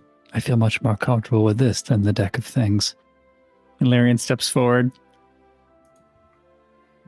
And I'll subtract 25 platinum from my... All right. Oh, you're fancy. Okay. Well, I mean, I just don't have enough gold. I wanted to stay in the same unit. So anyway. I only have 50 gold. All right. And I just roll a d20? Yep. Okay. Here goes something. 5. 5. All right. That is universal solvent. Ooh. This crystal vial holds a clear liquid that can dissolve any substance. As an action, you can pour the solvent onto an object you are touching. The object is instantly dissolved unless it is a creature or an artifact. It would have been really helpful to have that for the chains before. I was about to say that potentially might have been helpful. I will say, above table, the chains were an artifact. It would not. Yeah, I was about to say. Yeah. Fair enough. All right. Universal solvent. Would anyone else like to? Pavel, I think I'm too tired. Sure. You don't have the energy for it. I'm also good. But I appreciate you. Of course. Of course. Pavel, are you not concerned about Jared? I am older than I look. I've lived through cataclysms, the rise and fall of despots beyond your counting. I may not look at Lyrian, but I was around when you were but a twinkle in your mother's eye. And what I've learned is that men like Jared rise and fall. But the planet goes on. Things continue. The planes ever orbit one another. And rarely, almost never, has there been a cataclysm on a scale that would make one such as me worry about one such as him. I wish he could have heard that. I do not think Pavel would have said it in his presence. Yeah. I would not have feared to say it to him. Yes, well, that And I would do have been not great. think it would have upset him the way you think it may have. I mean, I feel like his pride is too much to make it I upset him. think his pride is quite a millstone around his neck, and yet I think you may overestimate how important it is to him. I have not dealt with him much, but one thing I've learned about Jared is that he feels that he is chasing purpose. He hasn't told me what it is he seeks, but his power is a means to an end. It is not an end unto itself. A man who is seeking something, and something that he feels requires that sort of power. A man like that is not put down simply by his pride being wounded.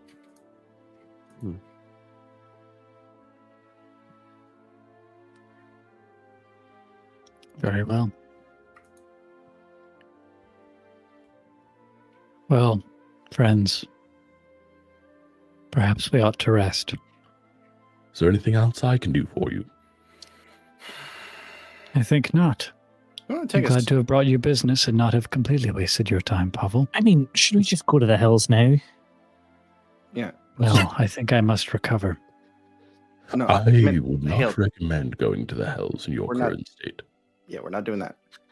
Can you take us to Hale Top? Hail top. Hail. Of course. Hail top. I appreciate Hail, it. yeah. Yes. Hail. Hail top. Is there anything else you need to collect from this space before Well, we go? probably the dying old body of Calabrian. He's alive. Well, We may as well bring him with Oh, us I in guess- case he is yeah, I of importance mean- to his siblings or his father. Do you have like a scroll of comprehend language or something? I do not. Ah, okay, it's well, fine. We'll just bring him with Apologies. us. You're safe. We're friends. We're not going to hurt you. Just come with can't us. understand you. I know if I speak louder and slower, maybe he'll get it. Yeah. Pavel kneels down beside him and says something that you guys don't understand, but Calabrian perks up and looks at Pavel and nods slowly. And Pavel says, "He will follow you. There should be no issue." Cool. Thank you, Pavel. And so you want me to just teleport you to Hilltop? Yeah, if that's Yeah. all right. Certainly. You can. With him? But yes, everyone Very good. and hold hands. Oh, This- wait. Sorry. I know you just asked this, but maybe we should look around in here for anything useful. Sure, of course. Palace, that's crazy. There's nothing going to be useful here. That's yeah. I mean, we can at least grab more of those books Lyrian mentioned. All right. Green already fine. did grab a couple of them. Yeah, I mean, Yeah, I know. but books just are covered, yeah. But Yeah, we look around. Looking for anything in particular? I'm particularly interested in these chains to see if we can bring them with us and or use them in. Didn't they future. disintegrate? Did they They did. disintegrate? Ah, never mind. Then I guess nothing in particular. Okay. yeah, it doesn't seem like a location where things of great importance or power would be kept. Like, people haven't been here for centuries to use or recover those things. Yeah. Yeah, as you look around, you find well, everybody make a investigation check. Very well. Or perception? Investigation. Okay. That's a 10. It's an 18 for me. 15. I rolled a 2 for a Okay. 1. Lyrian, roll a d10 and Poldo as well. D10. To 10. I have one of those. 2. 2?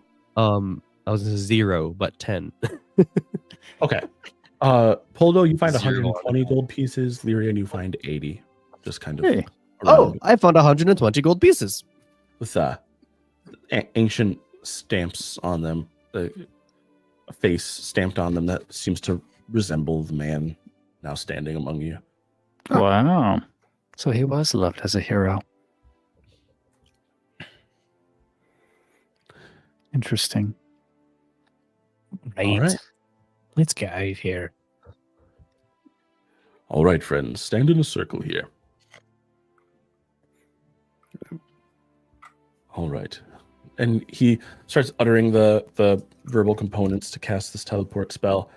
And as he does, all of you see a flash of green light. Mhm. And then immediately followed by a flash of white light. The white light engulfs you, and you find yourself standing in the courtyard of the temple. All of you holding hands. Who was holding hands with Celebrian? I'd like to. Who wants to be the other one? I mean, Palace. Palace probably, yeah. Yeah. I feel like I was the most trusting by default throughout the interactions of Calabrian, so it makes sense to me. Both of you still have hands on Celebrian, who was hale and healthy seeming when you were leaving. He was not as ancient as he seemed when you first arrived, and had been resurrected, was alive. As you arrive in the courtyard, he is dead. Yep. Yeah. Okay.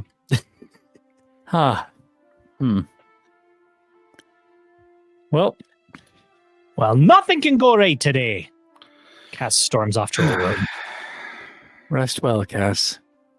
What do I make of this, Johnny? I'd like to use, I don't know if it's Arcana, but just trying to think through why he would have died in transport. I left the room. Well, yeah, or what mechanically would make sense. Yeah, I will let you make a insight check or investigation check to sort of recall what you saw in the room.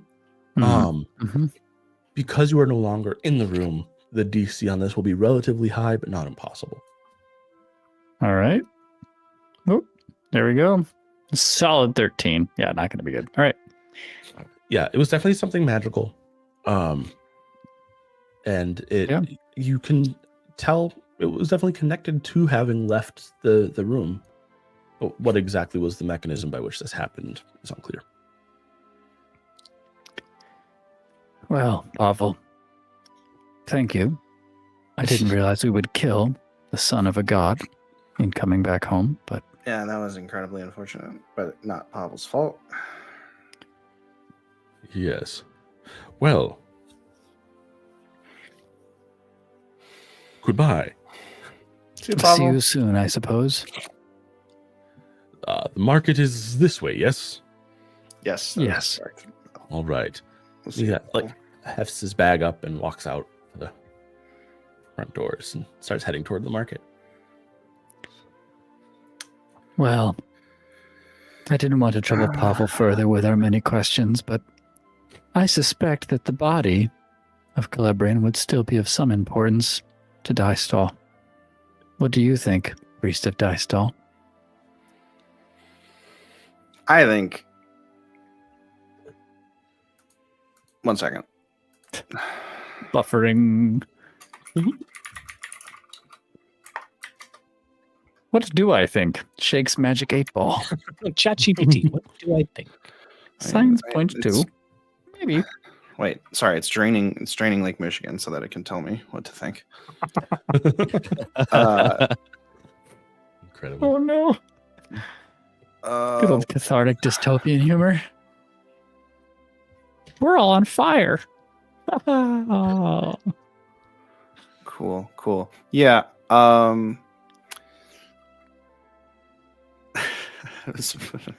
Palace reaches down and says, I wish that this man would reincarnate. Reincarnate? Yeah, I'm going to cast reincarnate. So one of the effects of Wish is that I can choose to cast any spell. I'm going to specifically choose to cast reincarnate. Okay. That's way more fun than Revivify. I didn't want to do... Well, Revivify wouldn't have worked because it doesn't work on creatures who die of old age. Oh, okay. That's not what killed Oh, That's okay. interesting. GM reveal. Regardless, Wow. I do think it's just funny. Yeah. So much come back funnier. with Yeah. something. It's so much Make him funnier. like a bug or something. Okay. Oh, I don't get to choose. I have to roll D100. Yep. Roll a D100. Oh my gosh, is it going to be Top something roll. terrifying? Also, I hope it's a GM raccoon. deny this. Oh, It I doesn't roll it. want to- Oh. I'll bugbear. I'll Oh, bugbear. yeah, the GM. Just an Please. angry, besmirched demigod reincarnated as a butterfly, trying to Please, I'll flap bet. around, bothering Also, people. which I think is weird because it's like, why can't if the why roll? It also says that you can just choose. So like, I mean, whatever. Yeah.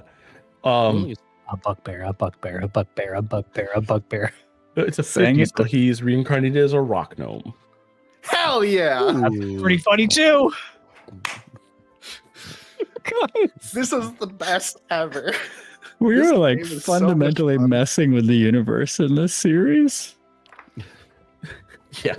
So yeah, this man who was frail and thin and wasting away remains but very, very tall. Very you could and you know from the stories that this man was once like the paragon, the pinnacle of A guy. yeah. And his body it begins to disintegrate between you. And you watch as it turns into a pile of dust. And then Hylas finishes casting the spell, and there is a gust of wind, and the dust swirls up. And for a moment, it's this little dust tornado, and then the wind dies down, and the dust falls to the ground again. And standing in the midst of where this little dust devil was is a rock gnome. Castle like walk back and be like, what is who's that? I reincarnated him. Pellis, you seem to be the most powerful being that I've ever come in contact with, besides maybe Jared. Okay, I don't know why I had those first 3 wishes, but I have 3 more now. So See, now I that's have 3. Can you I don't wish know for why. Jared to be dead? Just No. fix all of this then. Oh, well, then make us more powerful so we can just kill him. Can I do that? I don't know if I can do that. I suppose you are only limited to what one can wish for. I'm only surprised that you wished Well- for this. And Lyrian gestures at the rock. Well, I thought maybe he had died of old age, but as I was casting the spell, I realized that probably wasn't the case. I will say it's infinitely funnier that you brought him back as a rock gnome. Okay, well, maybe we shouldn't make fun of him, but He's Greetings, just getting there, Calabrian. clearly not understanding you still and looking very confused. Does anyone Couldn't speak have wished- gnomish now? Couldn't have wished I don't that think could he speaks. wish- No, He doesn't speak Gnomish. If he did, it would be some The fucking archaic version of loneliest Gnome. rock Okay. Oh. Well, just throwing it out there. Pellis says something in Elvish just to see. He does perk up at that. Oh, No. is Oh. that closer? Oh, You- you can You just straight- speak the language of the fair ones. correct. I'm descendant to some extent. Lyrian is actually, full on elf. Yes. I thought I was focused on your nose, and I thought maybe you were something else. Yeah, What's that he was a saying? What's religious he ceremony. saying? We're just I'll interpret. we're trading plasmatries. Thank you for freeing me. Sorry about the gnome body. I kind of panicked and It is okay. And he touches his chest and says something in a language again that you don't understand. And then that's odd. okay, so you probably missed all of that because it was in Calibri or modern Calibri, but that guy took all your power. Like took the rest of it. Your brothers took a bunch of it, apparently, and then your half brothers, and then he took the rest. So I'm free. Yes, I'm free of all of it. It would seem Yes. so. You didn't want the power? I hated it. Oh, cool. He Well, seems glad to help. excited. He seems excited. He's glad he doesn't have his power now. I am going to explore the world. I am going to get to know the world as a normal person. No one's going to worship me. No one's going to ask me for favors from my father. Nobody's going to expect me to save them from every god's damned cataclysm. Did you tell him we want his help to kill Jared? I don't. It's really that's really not going to go over well. I so I'm doubt not He gonna- reaches Oh, over and like point. shakes your hand like vigorously, Pellis, yeah. and then Glad to reaches help. over and shakes yours, Lyrian, and then looks down and realizes that he is naked and says, Oh yeah. I should probably find clothes, Well, but I'm going to go do that as a normal person," and then Here- starts wait, to wait, walk past you to like go out the... Before you go out, you're gonna get arrested. First, this is a shrine, so we can just get you some clothes. We have clothes available for people, and a place to stay even. Great. So, you know, I want to explore. just a base of operations, you know, and then you can explore, right? Wonderful. Because first of all, you don't even speak common, or I the speak common common. tongue. I don't know what language you all speak. It's not common. That's not common anymore because I'm pretty sure you've been sealed down there for like. Sorry, how long has you been sealed down there? How old is Multiple centuries. A long I don't know. time. Yeah, he's for been millennia. for roughly 2,000 years. For Yeah. about 2,000 years. So, Calibri isn't the same anymore. I don't even know if you called it Calibri when you were out there, because I'm pretty sure it's named after you. So, My vanity got the better of me at times. I did name it after myself, but okay, Did you tell him he's got an impressive schlong? I'm not gonna say that. I'm not gonna say that. what did the halfling woman say? She said you had an impressive schlong, which doesn't and he, like, translate in smiles. in- And he like kind of like looks at you, Cass, like looks you up and down, and then like winks, and then Oh my god. maybe I can stay for a bit. Okay, well, I'm glad that worked out. So, I just kind of wanted, if you could, You drove while we're Justin staying- away. while we're hanging out, I just wanted to see if you could just tell me a little bit more about what happened there with you being imprisoned, as long as it's not too much of a. I don't want to make you feel any kind of way, or at least help us translate some of these texts that we found. Sure. So you cannot read ancient. Code. You all rescued me, so why not? On the And flip, we will help you explore the world. I don't need help exploring. We fade to black. Totally fair. All right. If you are with us live, we will be back at the 45 mark, wherever your time zone is. If you are with us on the podcast, we will see you next week. Thanks for exploring with us. Bye. Don't kill any gods.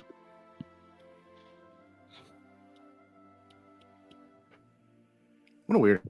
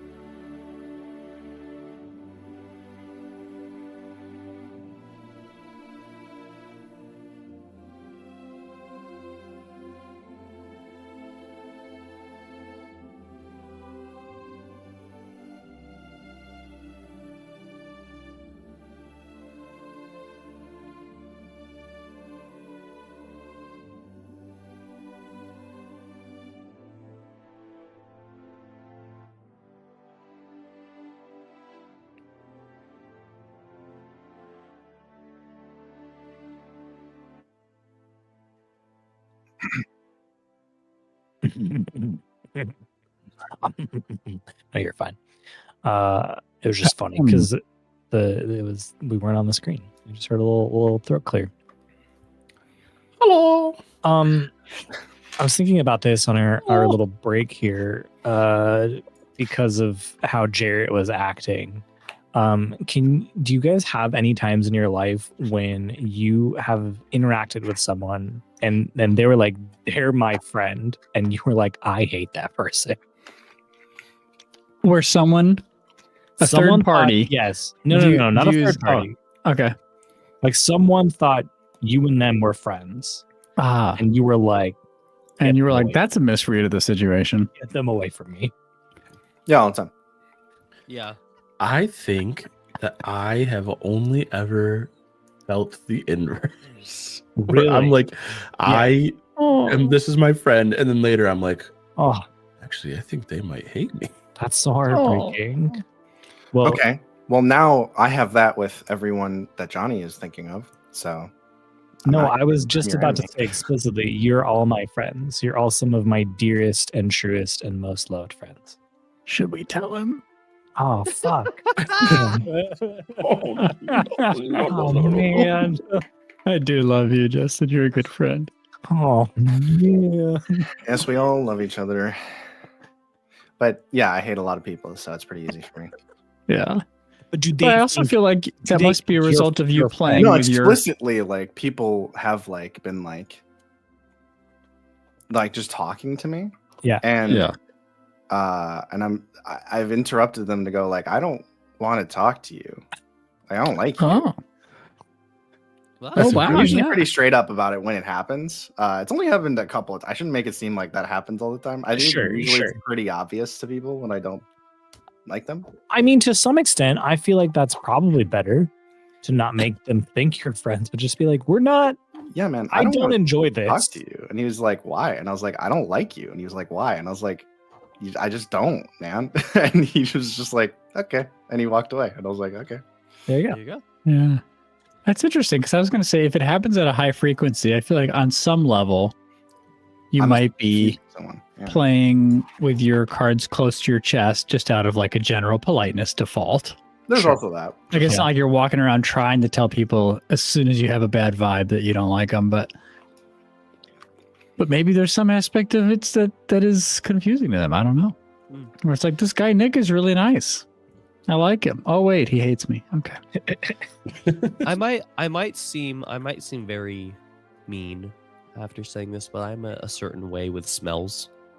And I explicitly recall a time where there's this person, and they were probably cool. They're probably fine, but their breath was just getting to me, and I couldn't see past that. And that's a shortcoming on my part. That's my shallowness. Or a preference. Yeah, I don't think that's a shortcoming at all. It's okay.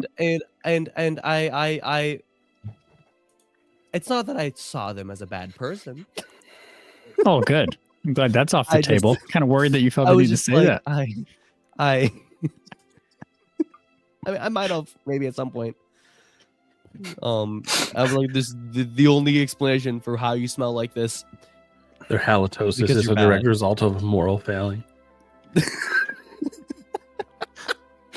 Who sinned that this man was born with a stinky mouth?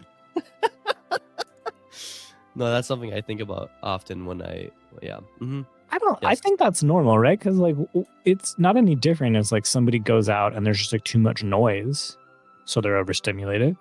You know what I mean? I think you're in the realm of friendship and like chosen connections. Like you can have any number of reasons for deciding not to spend time with people.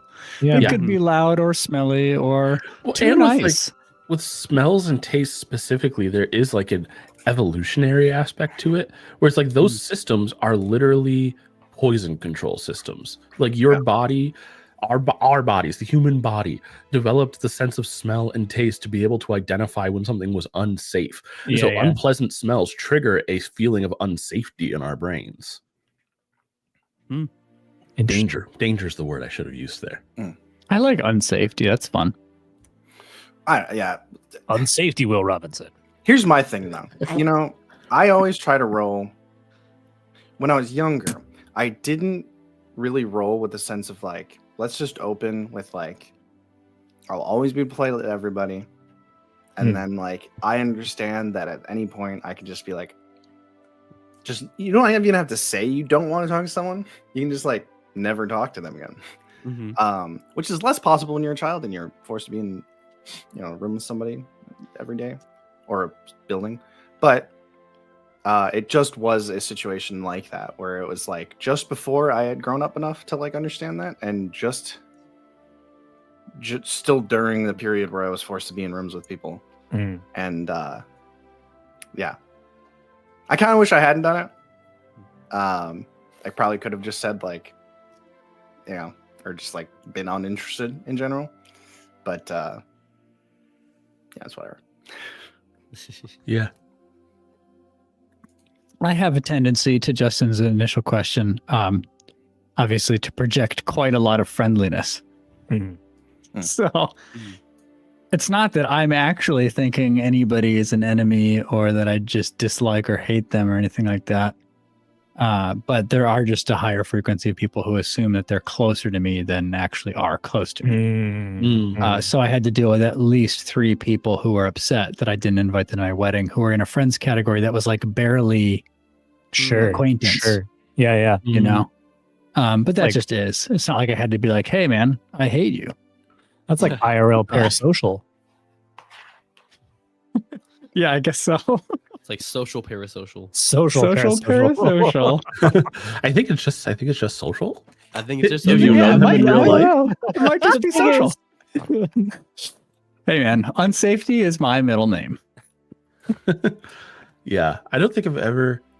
Yeah, I do have a thing that happens sometimes where like, actually this came up at Gen Con. I remember talking to Danny and Justin about this at Gen Con, where like I feel like I don't feel like I give off this vibe, but for some reason, I don't know if it's my face or my body language or what, but there's something about me that tells people like, hey, come and tell me all of the deep things of your life that you wouldn't want to talk to other people about. And there are a lot of times where it's like, oh, like, thank you for trusting me with that. Like, I'll hold on to that. Like, I'll protect that. Like, we can have a conversation. But there are a lot of times where it's like, why are you telling me any of this? Classic. Yeah. Like, this is the last bit of information I ever wanted to know. I'm not saying you have this version of this problem, but I do. The dangers of yes face. If you have a yes face, you just get singled out and people beeline for you to ask for money or food or other things like that. And a similar effect happens with listening, especially if you are someone who, like me, accidentally trips into like the nonverbals, the like, you know, active listening component, even when you don't actually want to engage. Yeah.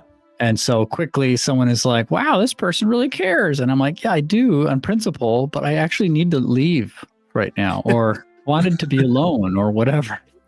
Yeah. Wanted to leave. Yeah. My primary piece of infrastructure in life to like combat all of that these days is just headphones. It's like even if I have them on transparency mode, I'm wearing headphones when I'm out in public. But just seeing Johnny walking down the street with over ears, you know. Everybody that I mean, if they might not be over, sometimes I wear in ears, but if you see me at a grocery store or a coffee shop or anywhere that I'm going to be for longer than just being in and out, I've got headphones on or earbuds in. Yeah. I like the idea of just like Fogo de Chao. You got this little green/red card and you flip it over when it's green. And you want them to bring you more meat. You flip it red when you don't want any more meat. I feel like we should just do that with socializing, you know, just like a shirt. You have like a pin and you just switch it from one side to the other. Like, talk to me, don't talk to me. Yeah. One of the offices I worked in at one point, one of the supervisors, it was all cubicles, and like there was like middle management had offices, but anyone supervisor level and below was in cubicles out on the floor. One of the supervisors had this like plaque that he put on the outside of his cubicle that had 3 levels that he could and it would expose one at a time, where it was green said open to conversation, Yellow was like, feel free to talk to me about any important work topics. And red was like, I don't remember how it was phrased, but was essentially like, I'm busy, please don't talk to me.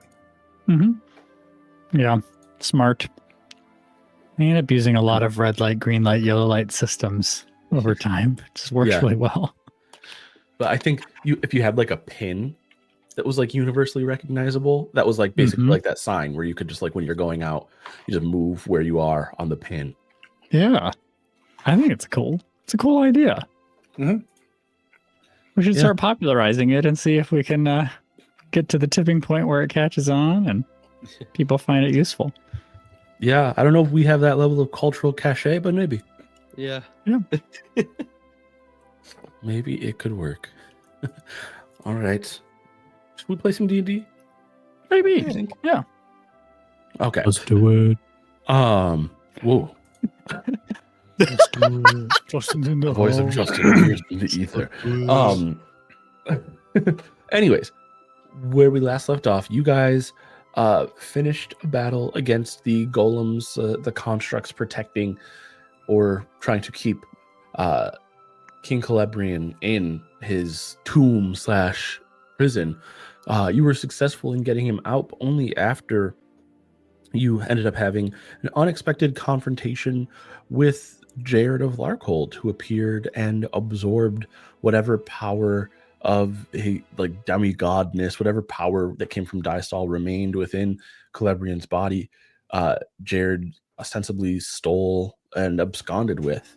And after that confrontation, in a couple of tense moments, especially coming from Poldo and Cass's direction, you guys, with Pavel's help, got out with Celebrian, who died on the way out, surprisingly to you guys. And Pellis was able to bring him back in the form of a rock gnome. He's no longer half human, half god. He is now a rock gnome who's very excited to explore the modern world.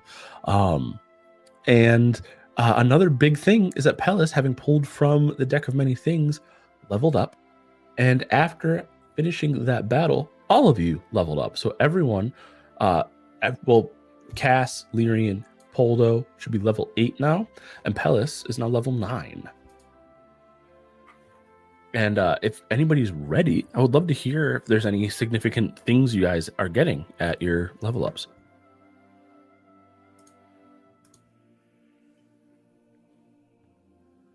Try not to all talk over each other. Hey guys, don't rush in.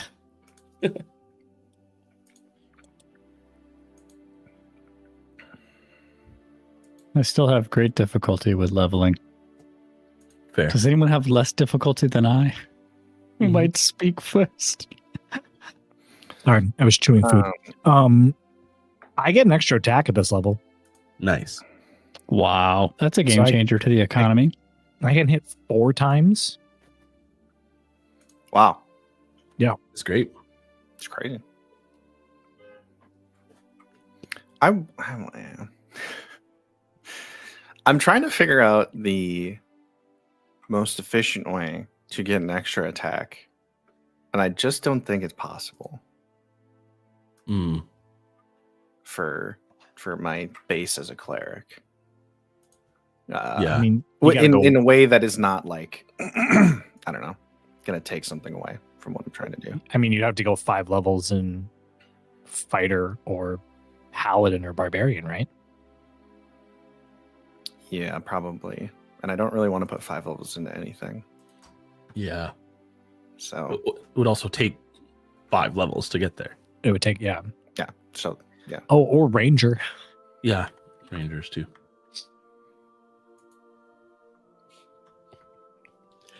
I also get an ability score improvement. Cool. Are you going to do that or are you going to take a feat? I believe I'm going for ability score. Cool. I got to choose. I also get an extra attack. I also get stunning strike because I chose I leveled up in monk rather than warlock. I don't know if it was ever explicitly stated, but Poldo is a monk / warlock. But I decided to progress my monk level, and I get an extra attack and stunning strike. Nice. So I can stun people. I'm stunning. Stunning. You're Stunning. stunning.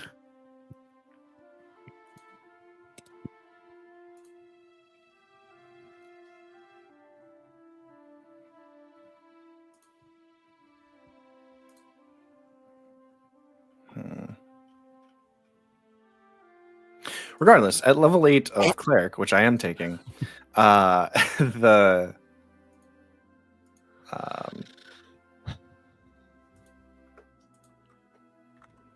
I did get Blessed Strikes, which is an optional class feature, but it lets me, when a Kyushu takes damage from one of my cantrips or weapon attacks, I may also add a 1d8 radiant damage to that creature.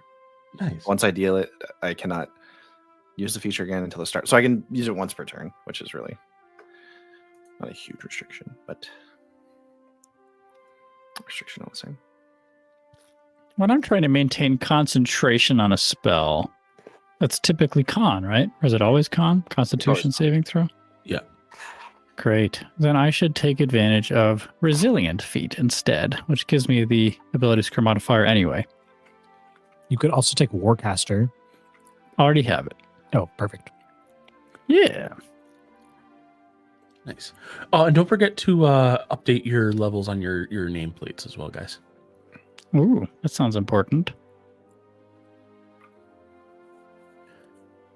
Cool. All right.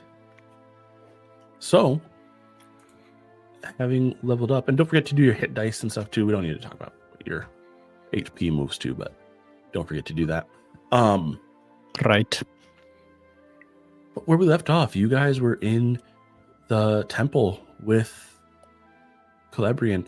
Lyrian and Pellis were speaking with him in Elvish because that seemed to be the only language you all have in common. Or I suppose the only language you share, because you don't have common in common. Indeed not. Yes, be clothed, and then enjoy your adventures. A little bit of help. Yeah. A bit of help with what?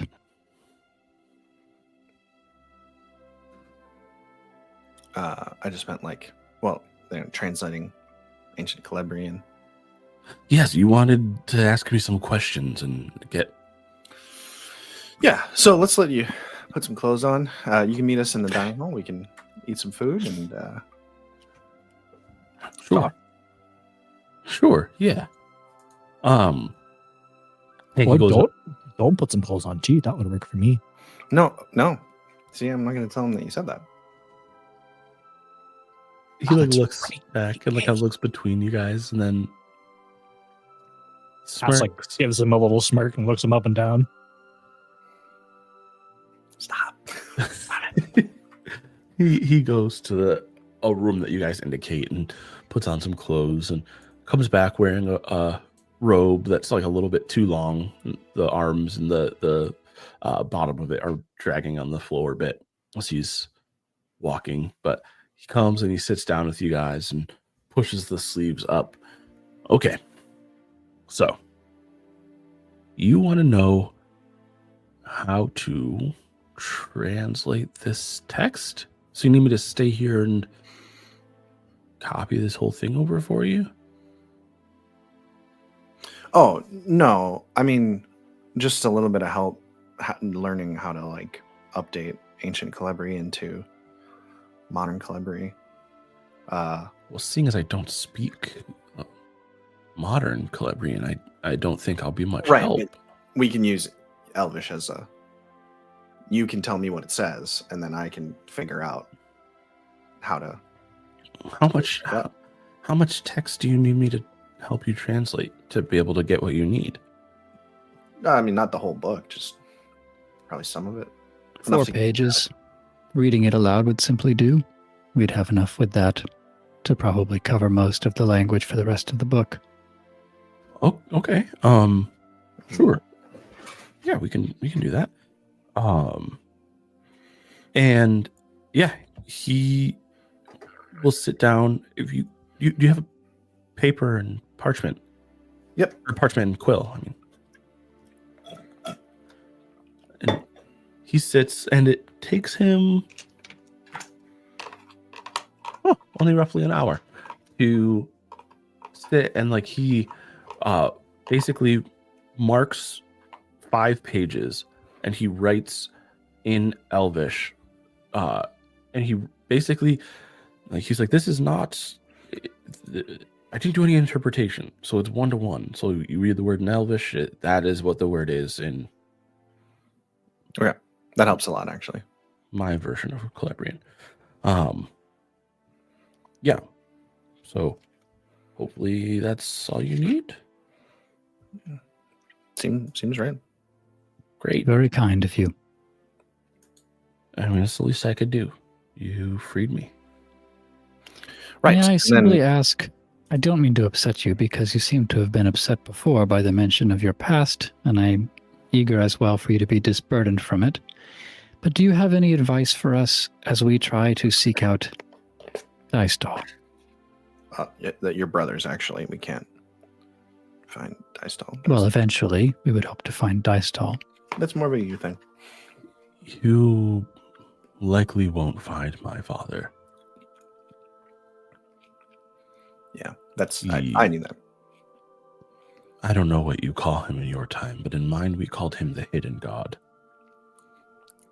We call him the Traveler sometimes. That is also a name that was used less pejorative, I suppose, but he doesn't show himself to anyone. Even To be honest, I don't even understand how he was around long enough to impregnate anyone. How he has 3 sons, your guess is as good as mine. I take it then that you didn't get to know each other much, except by indirect means. I knew of my father that which my mother and the priests told me. You could read as much yourself. Mm-hmm. My brothers, on the other hand, well, we had an agreement. We would kill the gods and take the heavens for ourselves. And somewhere along the line, they decided that I didn't deserve an equal share.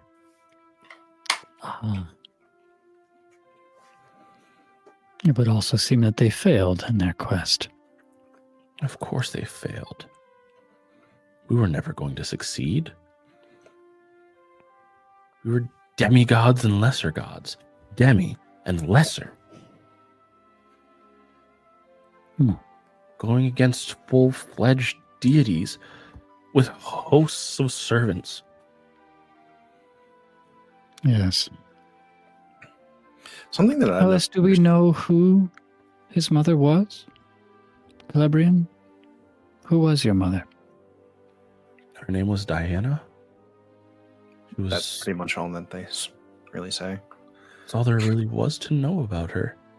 I became a king because my father was a god, not because my mother was a washerwoman. Right. Clem,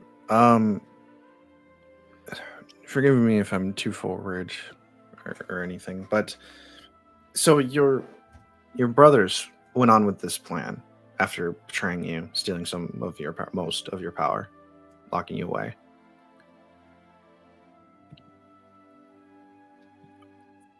What never made sense to me in that story is that they were then just made the lords of their respective planes of the Feywilds and the They weren't made lords. They were... I don't know what your history books tell you, but the War of the Scroll happened after I was already a king. Targal was already an archfey. Durderin was already an archduke.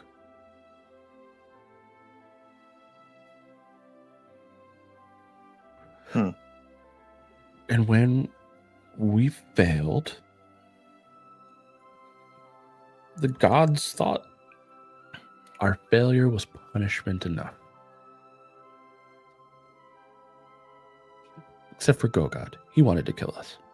Yeah, and that tracks. But most of the gods, unlike my own father, actually care for their children. They all decided they would take disciplining their children into their own hands. And so Gogod's children, of course, died. Right. And Brathiam told me and my brothers that because our father would not deign to appear, even to cast judgment on us, that he would bind us to our realms unless we bound ourselves first. Not much of a choice, but it's what we had before us, and so we bound ourselves to our realms. And my brothers decided that because the whole thing had been my idea in the first place, I should be punished more. So they bound me in a tomb, and they each took some of my power, and they set up guardians and observers and locked me where you found me, and then absconded to the realms of their own other parents.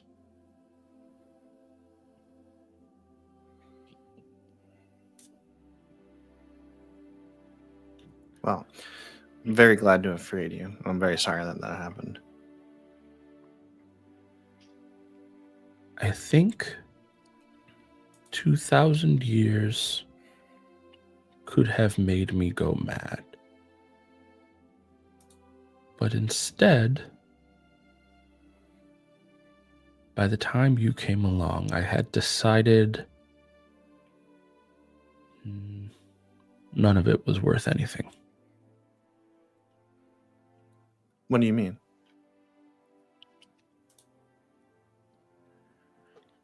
What would we have done if we had killed the gods and taken their places? You hadn't thought of that? We were ultimately angry, petulant children. So no, we hadn't thought of that. We were just looking for vengeance. For the ways we believed we'd been wronged.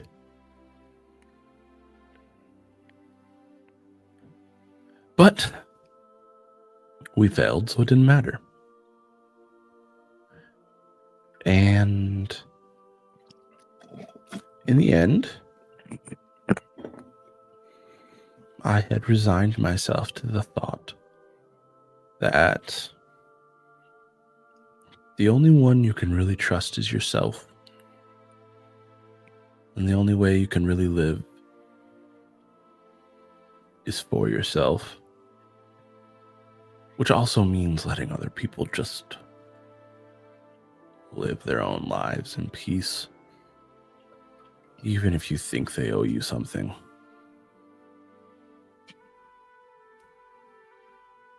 They don't. They don't. And so, despite the height, I'm grateful for this body that has no power. And I can feel already somewhere down the line, it's gonna die. And I hope when that happens, I'll be far enough from anyone who knows how to resurrect a body that I can stay that way. Oh, sorry. No apologies. Until then, what would you like us to call you? Since I imagine you'd like to dispense with your previous name and its attendant challenges. I hadn't thought about that. It's a pattern, isn't it? I think you should call me Hank. Pink. Hank. Hank. Why are we saying Hank? Oh, that's his name now. He's decided that's his name. Oh, that's. Oh, okay. All right. I mean, Also, I just want to say too, Poldo speaks Elvish, so he's been able to understand all of this the entire time. He's just never like explicitly. He's just never so funny. You can Yes, speak real Elvish? talk. I know what it feels like to be the only one who doesn't know what everyone's saying. Oh, Oh, you speak Spanish well, Steve. Thank you.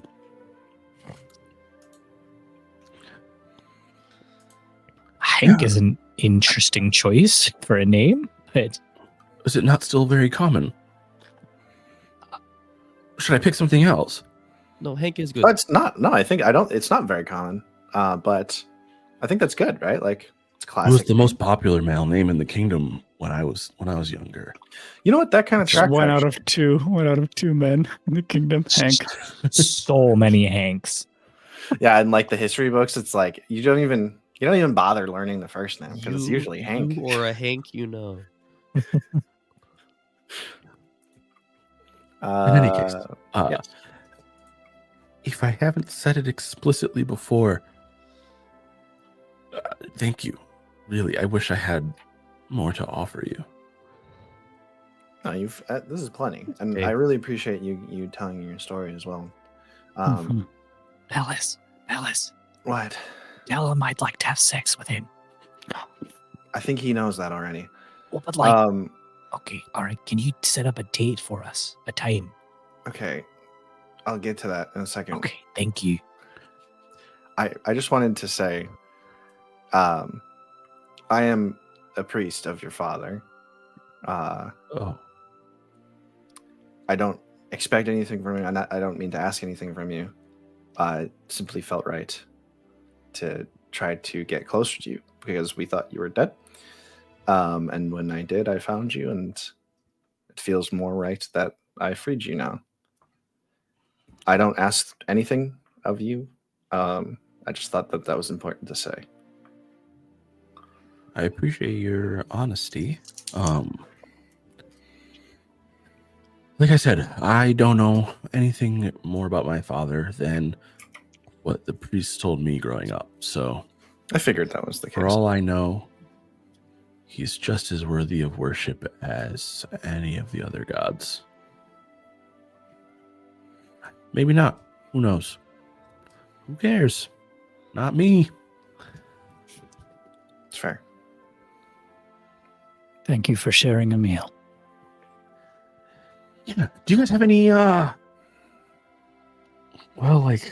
any travel rations I could? Yeah, we can Yes, get you you are set up. thinking In well. fact, I was going know to what? remind you that now that you are mortal, it will take some adjusting, I think. You do need to eat to See, I live. was hungry the whole time, just to be clear. But that sucks. That is terrible. Okay. Wow, I'm sorry, I'm still reeling from the Hmm. hungry the whole time. Okay. Cass over here, the halfling woman, can help get you packed up and also wants to, spend some time with you. So maybe you can. Without the clothes that you have just put on. I wasn't going to be that forward, but yeah. this is excellent news. Tell her that I look forward to making love to her. Okay. All right. I don't. I think will Cass leave makes now love. and meditate. Oh, thanks, Larry. Thank you for that. So, Cass, Yes. he's into it. He's very excited. I also told him that you'd help him get packed for his, travels. Well, I'll help him get packed. Okay. Well, thanks for that. I'm gonna go. Lyrian left at the right time. Pleasure meeting you, Hank. So glad you're welcome in this temple at any time. It is not just a temple to us, but I mean, you probably don't feel better about any of the gods actually. But still, it's here. There's warm bed and food for you whenever you need it. So, Oh, thank you. and he just walks in. All right, Hank, this way. And he follows. Roll a d20 for me. Roll Athletics or On acrobatics. my performance. Yep. Or, yeah, do a performance check, actually. Can I do athletics instead? No. It's a 9, I guess. A 9? I guess. You know what?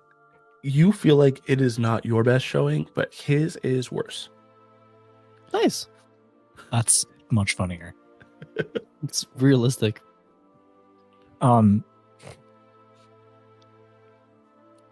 Yeah, I think whatever everyone else is doing, the seed cuts back up and Cass has like a sheet of paper with a bunch of like not names but like types on it, and she checks off somebody who used to be a demigod.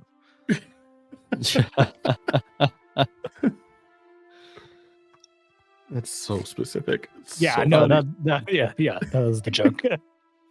I just want to make it known as well. Poldo will use this time to read his manual of gainful exercise. Oh, nice. Trying to progress that Yeah. because I need to spend 48 hours total. Yeah. So what are you guys gonna do? I mean, so after some time with Cass, Hank quietly steals away and leaves the temple.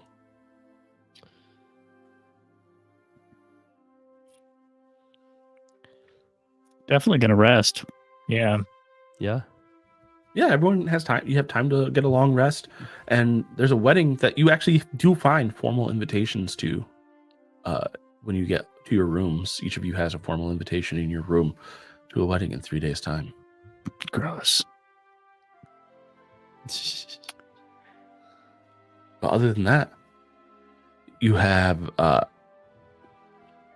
you could potentially head to the Hells or to the Feywild. Might not be. Yeah, the those both wisest sound choice, terrifying, but What a insane thing to just casually be like, hey, in the meantime, you can head to hell. before this wedding, make a little stop, see if you survive, encountering the much more powerful and angrier godchildren.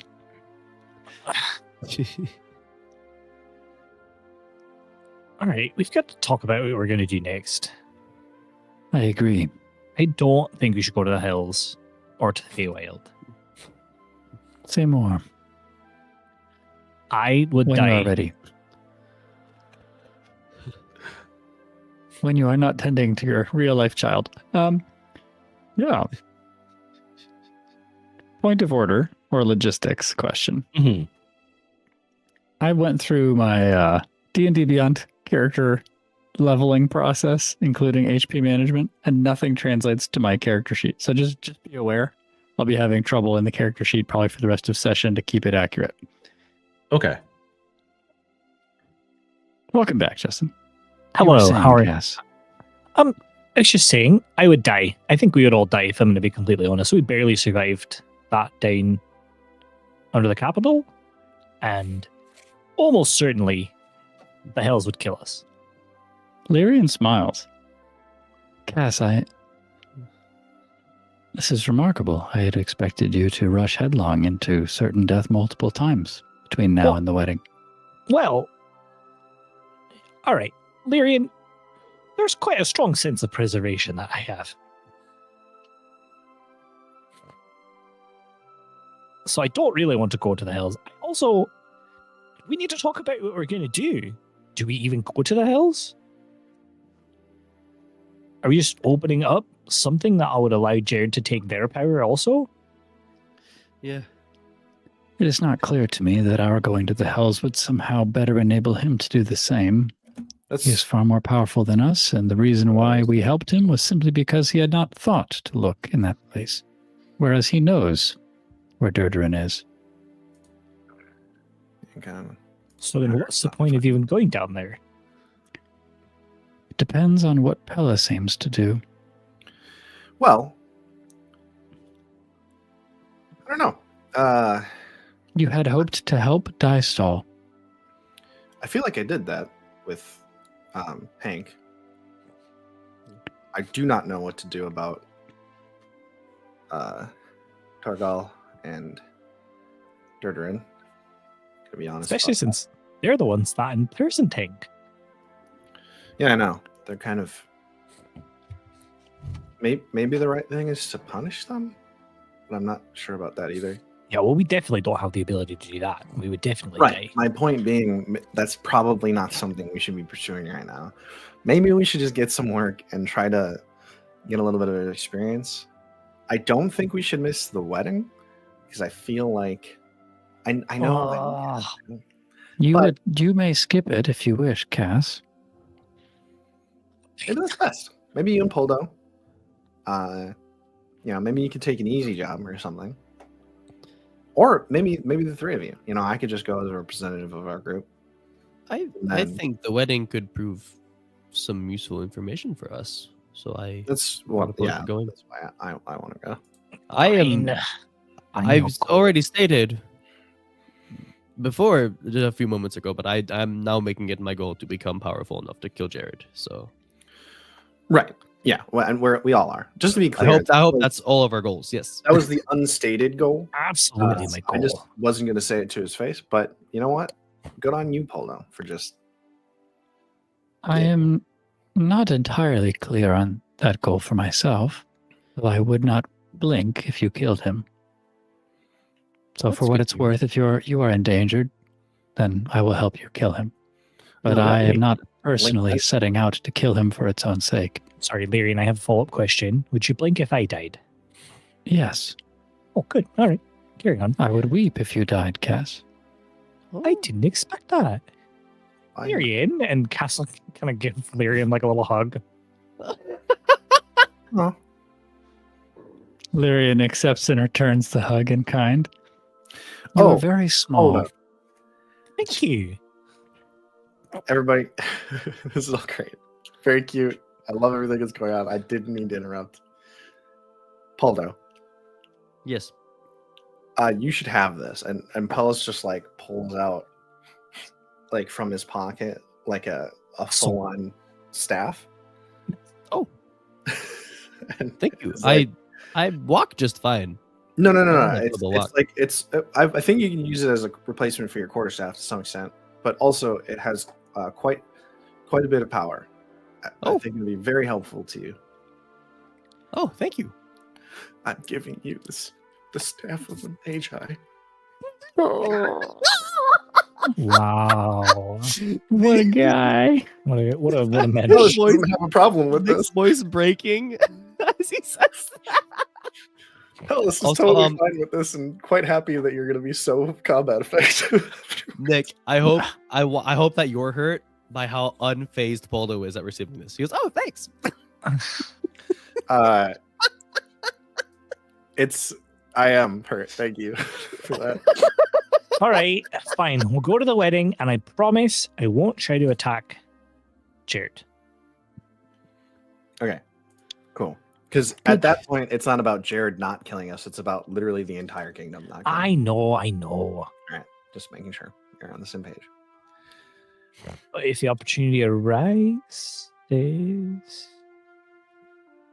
Okay, also, if the opportunity arises, I'm more interested in talking to the queen. Because I kind of want to see if she is being She's got to be mind controlled, right? We do not know. She may be interested in marrying someone who is as powerful as Jared. Yeah, that is. It may suit her aims. She may also be quite dissuaded from marrying someone who is not mortal, as he will surely outlast her if she is mortal.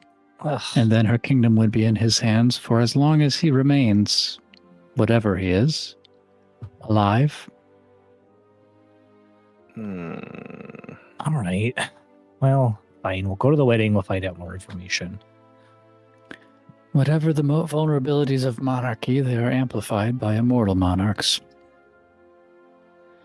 All right. Well, guess we rest up. Go back to the capital. Poldo, you got something to say? Poldo is just standing there looking at the staff as he and Danny just slowly realize its power. And Poldo's just looking at the staff. Yeah. With his just jaw agape. Yeah, it's pretty cool, isn't it? That's not Pellis. Pellis isn't noticing because Pellis doesn't care that much about it. Whoa, what? Yeah. I'm looking at it now too. I mean, All right, you may as Hey, well read it I wanna for be us. clear, Come on, cast listeners got turned one it or two. down. I don't think I could read it. There's a lot. Oh well, It how would can you cast summarize up it? to like 6 level spells. There's Should I a read- huge Level list of spells. He just has like charge points that he can spend at will to like yeah. cast these like really high level spells. Holy Whoa. moly! Johnny, you're And muted. staff. And it counts as a quarterstaff, which Yeah, it's also a means quarter it staff counts with a plus for 2 his monk bonus to stuff. attack and plus 2 to step spell attack rolls as well. Wild. There are 19 total spells that I can cast. And the spells do cause different numbers of charges depending on the level of the spell. Yes. Yeah. The highest level one I can cast is Plane Shift at 17. Wow. Could just take us to the house. Cast a 7th level fireball. Yeah, I- you can upscale any of the spells on the staff. Wild. Oh, Those just become a menace. Polo's ready to wanted fight it Jared so now. bad. nope. You are not. You are not. Poldo casts Plane Shift to Jared. No. no. That was a joke. I was joking, Johnny. I was joking. He's not on a different plane, so it wouldn't work anyway. Oh, you're right. Yeah, that's not. I All shift right. to my own plane. I can cast that right now, dude. Anything else we need to do before this wedding? I will Let's bring go this check in. book to Anders. The call, get it translated. I'm gonna do that, Johnny, and we don't have to spend a whole scene there unless you think there's something imperative that would come about immediately. Okay. Yeah, you get there, Anders. Oh, Hang on, before everyone leaves though, Cass would be like, just I know none of you cared at all, but Hank, just okay. I mean, to be fair, he's not done anything for quite a while. So Not in that body ever. So that's also true. Just but I did check this off my list, and she'll hold up the list that has someone who used to be a demigod. just quite a list. I regret having looked at it for as long as I did, that's which was 2 Eiffel Tower, seconds. a pit fiend? How have you already crossed out every gender identity for every priest of every god? That one took a while. Not gonna lie. There was a little bit of deception involved, but we worked it out. That's all right. All right. All right. To Anders. It wasn't anyone you knew, Pellis, if that helps. That is, yeah, it does. All Thank right. you for that. Toffee did help me, though. Oh, fucking goddamn it! I knew it.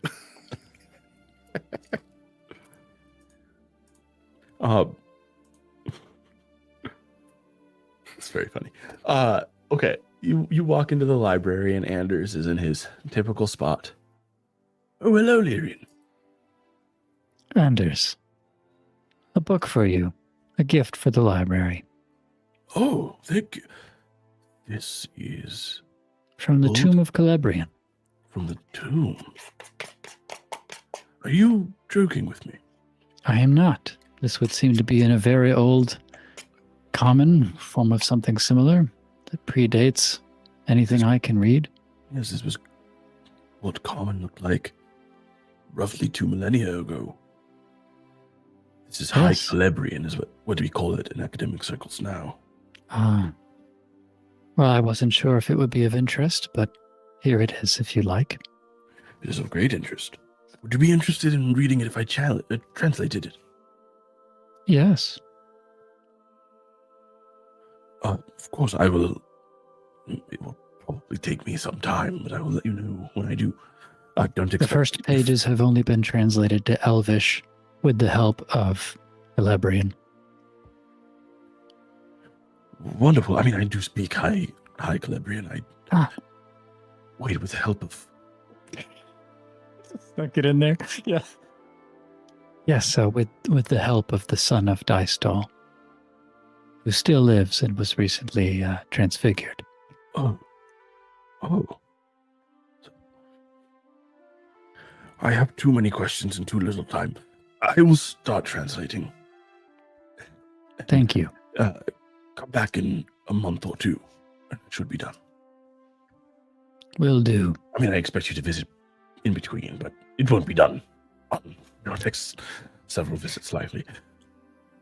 Fair enough, Anders. If you learn anything of interest which prompts you to contact us sooner, I will be at the shrine in most cases. Excellent. Good luck. And if you find any more books like this, please bring them to me. I will. He immediately, he rips out fresh paper and immediately starts working on it just right there. Oh, it may not be more urgent than your recent works of fiction, surely. Oh, I'm very nearly done. This one is an interesting book about a woman who enters a physical relationship with her boss. And he, I like to call it, dominates her. Ah, I am so aware far of such literature. calling it Several Shades of Cerulean. An apt title. I do love cerulean. Good day. Good day, too. All right. Anybody else have any other pressing matters? I like to think he literally means casts dominate person on her. So funny. I didn't even think about that. It's a completely different kind of thing. I voluntarily fail my save. And now it is a very similar kind of thing. Poldo takes all this time to read his manual of gameful exercise. Yep. Yeah, I think Palace and I might be checking out a couple people or. Okay. Palace wanted to check on Cadmir's shop and just see how things are going over there. Cool. I think I'll come and we could stop and see Esper on the right. way back. Yeah. Okay. You get to Cadmir's and Dewey is there, working the desk. Hey, Dewey. Oi. Dewey Decimal. Welcome in, my friends. How's it going? Just kind of coming to check in. Never better. Never wow. better. Cadmir has been instituting some of my ideas, and so Oh, really? things are on the up and up. Like raising prices for one. Not giving so many friendly discounts. But that doesn't apply to us, right? It applies double to you. Oh, good. Okay. That's cool. Does Cadmir have any jobs that he needs help with? That's another thing. I suggested to Cadmir that we bring on some permanent help. So we've got an acquisitions team now. Wow. So Dewey, just so I summarized exactly what's happening. You used to adventure with us. You started working for Cadmir. You're now charging us more money, and now you're not going to let us have any jobs with Cadmir. It's about the long and short of it, yeah. Fuck you, Dewey. You wish you could, Cass. No, she doesn't. And that's saying something. I saw the list. I've already marked you off the list. We've never done anything. Not that you remember. Oh, I hope that's not true. Please, Cass, do not make me question keeping company with you. Oh, God, Lyrian. I didn't know you were here. Not that sort of company. Sorry. It's okay. I finished with Anders and thought to come by here. Okay. Yeah, I mean, we did tell you.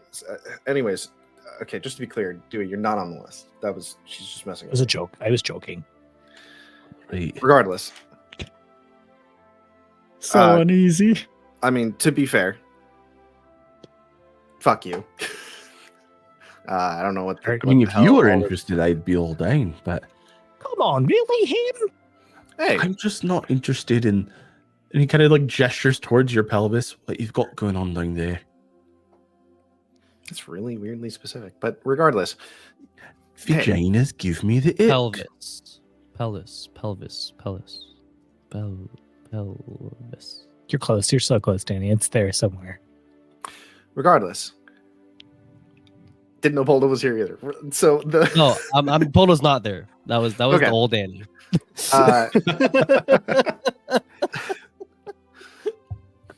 Seems really antagonistic towards us for no reason. It's not specifically to you.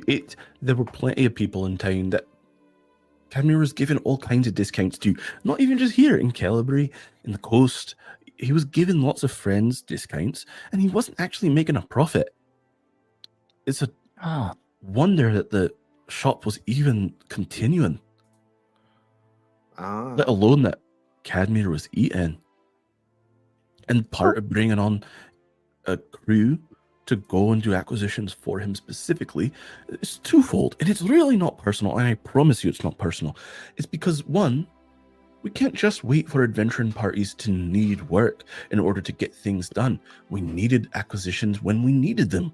That's fair. Secondly, having the onboard crew, it made more fiscal sense. It was cheaper to hire a couple of people and give them a salary than it was to hope that adventuring parties would accept the measly coin we could offer at the time. Are they the best? No. Does it take a little bit longer than we'd like it to? Absolutely it does. Do I need to go out more often than I want to? Yes. But the shop's actually available. And they're available. Well, what you're saying makes a lot of sense, but I'm still angry about it. I'm not. That all of that made sense to me. But thanks for looking out for Cadmir, and he's doing pretty well. I've gotten to. Yes, he's been working in Celebre a lot more because, I'm sure you heard Donald's not working for him anymore, and so, and Tatiana's on the coast, so he needed more help at the Celebre shop. That's fair. Well, I guess that's it. Just want to make sure you guys are doing all right. I do appreciate you guys checking in, and I'm sorry to take you by surprise with all the changes. It really wasn't personal. No, if they die, you know who to trust. Absolutely. And if we were still outsourcing for help, you would be the first lot I'd come to. And I think you know that. That means a lot, Dewey. See, I thought that this relationship had soured when I wasn't looking, but it's all good. And I feel so much better. Good. Anyways. This will always be my last and most favorite adventuring party. Wow. Thanks, Terry.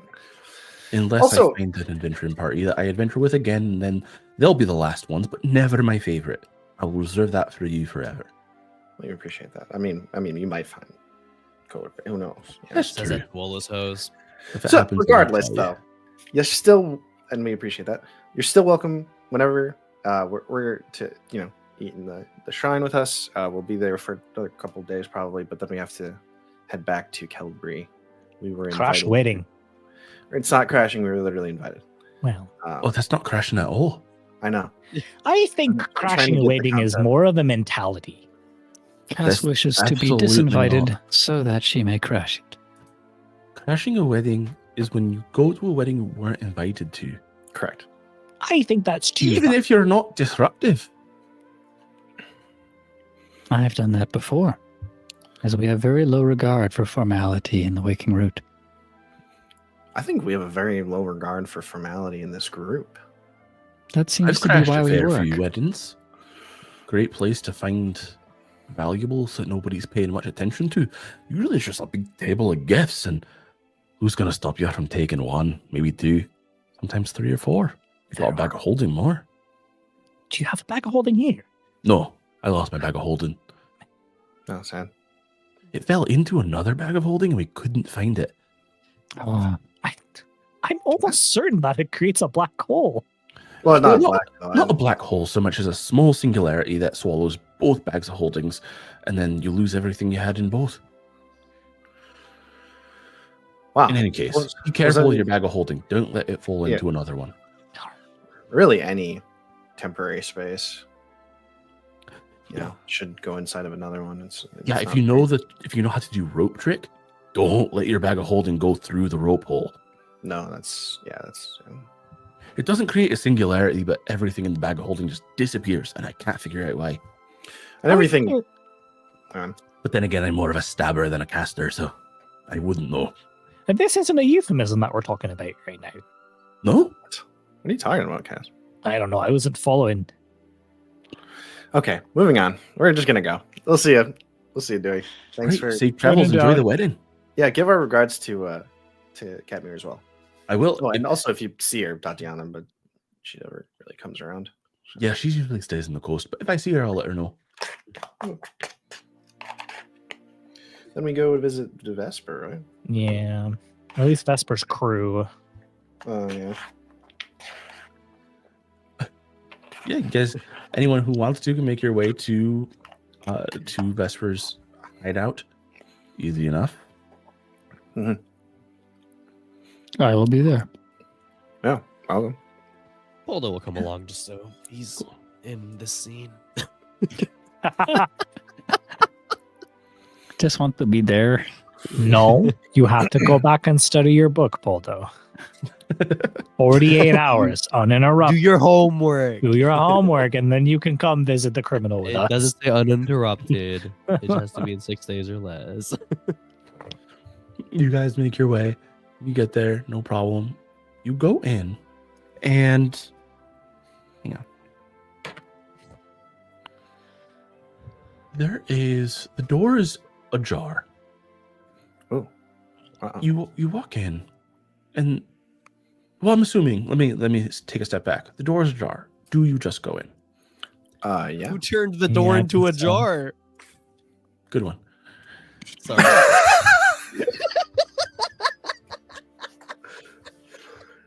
Okay. Wait a moment. Something seems off, does it not? It does. Yeah, the door is off the hinges. Allow me to send a more subtle spectator in first, yes? I mean, if you got the ability to do that, sure. Yeah, I'll use Find Familiar and I'll send a tiny little spider in there. Nice. And you're like looking through the spider's eyes. Yes, I am.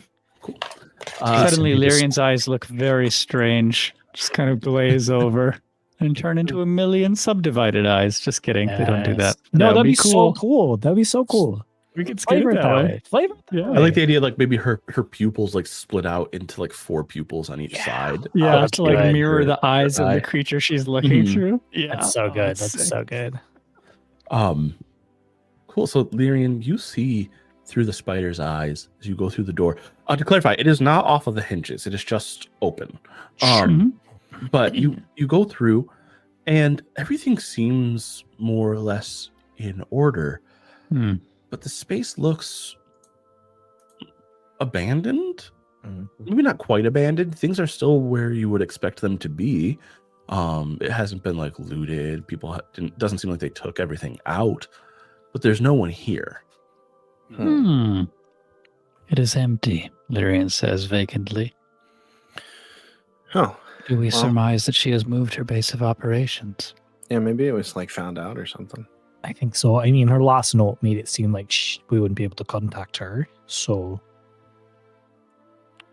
That I tracks. think she's trying to keep a low profile. Hmm. Something about the wedding, maybe. Or just Maybe. the It may be presence more and more dangerous to operate as she has. shared. Mm. You guys hear a voice, or you hear footsteps come up behind you, like in the alley that leads to the door, and then a little girl's voice. You recognize immediately. Zip. That's it. Told you not to scare us like that. I wasn't trying to. She's just walking. Sorry. Anyway, they're all in the capital. All of them. How do you know that? Did they say why? They said that things might get quote unquote rowdy, and they all needed to be there. And I didn't go because, well, nobody trusts me in those situations. I know how to hold a knife. I don't know that they only need knife holders. Zip. Whatever, Lyrian. I'm useful in a fight. I know how to throw a punch. Yes, I understood the meaning. I'm saying that mere fighting may not be required. Whatever. I wanted to go, but they wouldn't let me. Alice, did we get +1s? Or is it just for the 4 of us? It's just the 4 of us. Well, And you're not going to bring a child, regardless. well she really wants to go, Pellis. Okay, Cass. It seems like Vesper might try to do something drastic, right? Probably don't want a child there. Because Dead Because child. Vesper already said no to the child. And we would be overriding her judgment by bringing her to a royal wedding of an immortal who could kill us all. Destroy us all. I Let's think you're make all a thinking too hard perception about check. it. But whatever. Perception check. Perception check. That is going to be a 19. No, 18. 18? Yes. Okay, cool. Cool. Wait, so whatever's going on, you guys have like invitations to go. Yes. Yeah, they're right here. No, we don't. Can I buy one from you? For how much? She like hefts a purse. Whatever's in here. Do you want to count it out for us? Mine. Just so we know. Is that my purse? Yeah, I'll count it out. Is How that much, my how much gold purse? did you have? I have 149 gold. She counts it really quickly. 149. Feel a ticket there. Yeah. Okay. That's my 149 gold. gold seems. That's my purse. You caught me. You need to pay better attention, Pellis. Clearly I do. I'm gonna take that. I find it hard to believe that a simple lack of an invitation would stop you from going to this wedding. If you really wanted to go, I can see you just going. I'm sorry to assume the type of person you are, but No, if here's you the want thing. to go, why don't you just go? You seem foreign, so I'll let you know. Around here, kids like me get kicked out of places that weddings or things that are important happen really quickly. I'm not so good at sneaking I could get past guards at a wedding. Couldn't go into a church and make it past without them seeing me and just kicking me out as a beggar. Hmm. So then that goes to another point where if you go under the invitation of Pelis, I imagine they'll just kick you out as well. But if I have an invitation, I could say, I'm invited. Look, read these words on this. That is how They say I'm invitations invited. work. You may have to Yes. prove that you are Palace, but other than that, it I could can work. prove that I'm Pellis. It's easy to do. Dystol blesses you. That's a really good How- impression, actually. That's a That's very pretty- good. that's pretty That's a good, good actually, Pelis. I can't Yes. deny it. An apt Wait, choice. do cast. All right. Shit. Fuck. I want the I don't fucking sound drink. anything like That's that at really all. good. That, That's no, really it was- good. It was pretty on. It was pretty on point. You're better Have than you most seen of my the list of impressionists fucking I know. people? That's not what I sound like to you. That's almost That's what you exactly sound how like. You would do well at the traditions of the waking route. We would entertain each other on occasion in this way. That is wonderful to know. That is really good. It was a perfect Lyrian. Why is mine off? I don't Oh, know. yours is Mine dead was on. much better than yours. Don't do mine because that would be racist. Yeah, let's avoid that. You seem like you're not from around here, so let me tell you how it works. I'm gonna start introing all my sentences to everyone. Doesn't matter who. Warren, Doesn't feel like you're around here. And here's the great thing about that. I could mean you don't live in my house. You don't live in my house with me. You don't normally visit this neighborhood in Chicago Or or other things. Being that you are in Chicago, all anybody's going to hear is, I support ICE. Yeah, right. 100%. Yeah. yeah. I don't. No. Well, I will recall my familiar and keep it on my shoulder for a bit. And yeah, I think we're done here, yes? Is that what you guys are going to wear to the wedding? No, we're gonna go get. No. Even I know that that's not going to get you in. I plan on just wearing this. You can't. You can't. Hold on. What's a I- royal wedding? If the wedding's as don't- fancy as that invitation looks, you're going to need good clothes. Uh, I mean, Zip, on that point, if you came with us and also got yourself some fancy clothes. I like my clothes. I'm gonna stay in Hilltop. All right. I'm just Not coming to saying. this stupid wedding. We're gonna get there. We're gonna teleport there somehow. And if you just happen to be there with us, just happen to have fancy clothes. I appreciate it. But then who's gonna pick all the pockets in the market in the morning that day? That's a good Right. point. We all have duties to fulfill. I know my role. I sleep up in my crow's nest and I pick pockets in the market in the morning. And I've started You do stealing well some at it. pies. Pies. I'm eating better than ever. It's been working out great. Oh, keep an eye out for diamonds. If you find any, I'll buy them off you. Don't have to worry about a fence or anything like that. All right. Aren't diamonds worth like 1,000 gold or something? They'd only You need only some had 149. 300 gold. All right. Because unless it's like been changed to a different gem. I'm just trying to get gems for Revivify. I was about to say I bought one. That's why I only have 149 gold. Yeah, diamond worth 300 plus GP. All right. For more. Just like around 300, but So small diamonds. I thought you were looking for good ones. no, I'm just using them up in spells anyway, so Okay. If I find any, I'll let you know. I don't usually go to that market though, where all the fancy ladies are. yeah, I just stay in the lower market. right. Where That's nobody's keeping an eye on their copper. Wait, wouldn't they not be keeping an eye on their copper in a more fancy market? No, I found that the more you have, the more closely you guard it. Seems backwards. I think so. Well, it's great seeing you. Always a pleasure. Bye, Zip. Bye. Good meeting you. Let us go shop for fancy clothes. Okay, just before we leave, now that we're out of earshot of Zip, has everyone got their gold? Do we still have all 4 of those tickets? I hopefully have my gold back. Yeah. Yeah, we all check She our got back. person. Okay, yeah. Yeah, Zip didn't take anything else. Nothing against Zip. Wonderful person. A little bit of a Hoping kleptomaniac. Zip didn't steal from the foreigner. Nope. Okay, good. I would have made you make a perception check if she tried to steal anything else from anybody. Okay. Oh, good. nice. Thank you. Thank you. Be terrible to find out much later during an important moment that I am like completely naked and have nothing in my possession. That would be funny, though. It would. I It imagine. would. Poldo was like, I imagine if I tell the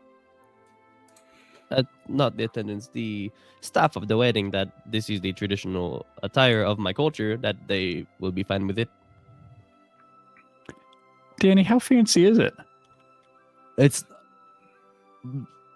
Poldo's clothes. He's literally just Yeah, wearing like like it- monk's robes. Yeah, yeah. As long as it like, but are they at least like well, like are they stained from all your travels, or are they? He has multiple Yeah, monk's Keeps them robes, so fresh. Yeah. He yeah. yeah. I just can't imagine Yes, Poldo depending. in like a suit. Yes, I suppose it depends on whose expectations we are considering. But as for Jared, he has already expressed his wishes, and I think he spoke categorically about all of us needing to change. Yeah, I would say anyone who wants to with this conversation, make an intelligence check. Yeah. Trying to be smart. Trying to be That was a smart. save. Hold on. Straight intelligence. 12. Hey, natural 20 minus 1 is 19. Yeah, nice. I have a 14. low intelligence, but I rolled a 17 for a 16. Nice. Ooh. I think you recognize, all of you recognize, kind of on two fronts. There's 2 things at play here. One, you were specifically asked to dress up. 2, you've been in Izura long enough to know, Poldo, that this is the traditional garb of my people isn't gonna fly. Oof. Then shopping we I go. think- Okay, just a little peek behind the curtain too. Polo wants to do whatever he can to just disrespect the hell out of Jared. Sure. I think So also he with the could- way that you guys rolled on that, the queen is a higher station than Jared. Yeah. Going into this, you might feel like you're disrespect. And I'm just telling you, like, what you would know on your intelligence check. Mhm. You might know consciously that you're attempting to disrespect Jared, but what it would be seen as is disrespecting the crown. Hmm. Yes, so please do not do that. as Pels finishes explaining. Okay. For what it's worth, Boldo, I also would not like to change clothing. It seems like a superficial thing. It's a gesture to people who do not actually matter more to me than others. But accommodation is the way. Seems like it. Okay. Go a shopping spree. Shopping's free. Yeah, you guys know that there is a quality seamstress in the Silver Ward. And so we head there. Away we go. I don't know that we need to like I mean, Yeah, we don't need to like RP or whatever if you don't want to. But yeah, you find stuff that's like you're gonna need. There's fine clothes, and then there's like another echelon of clothing that you can get here, where it's like silks and like gowns and suits that are available here. Like it probably costs you each 12 gold to get clothes that feel appropriate for the wedding. He's done. Nice. all right.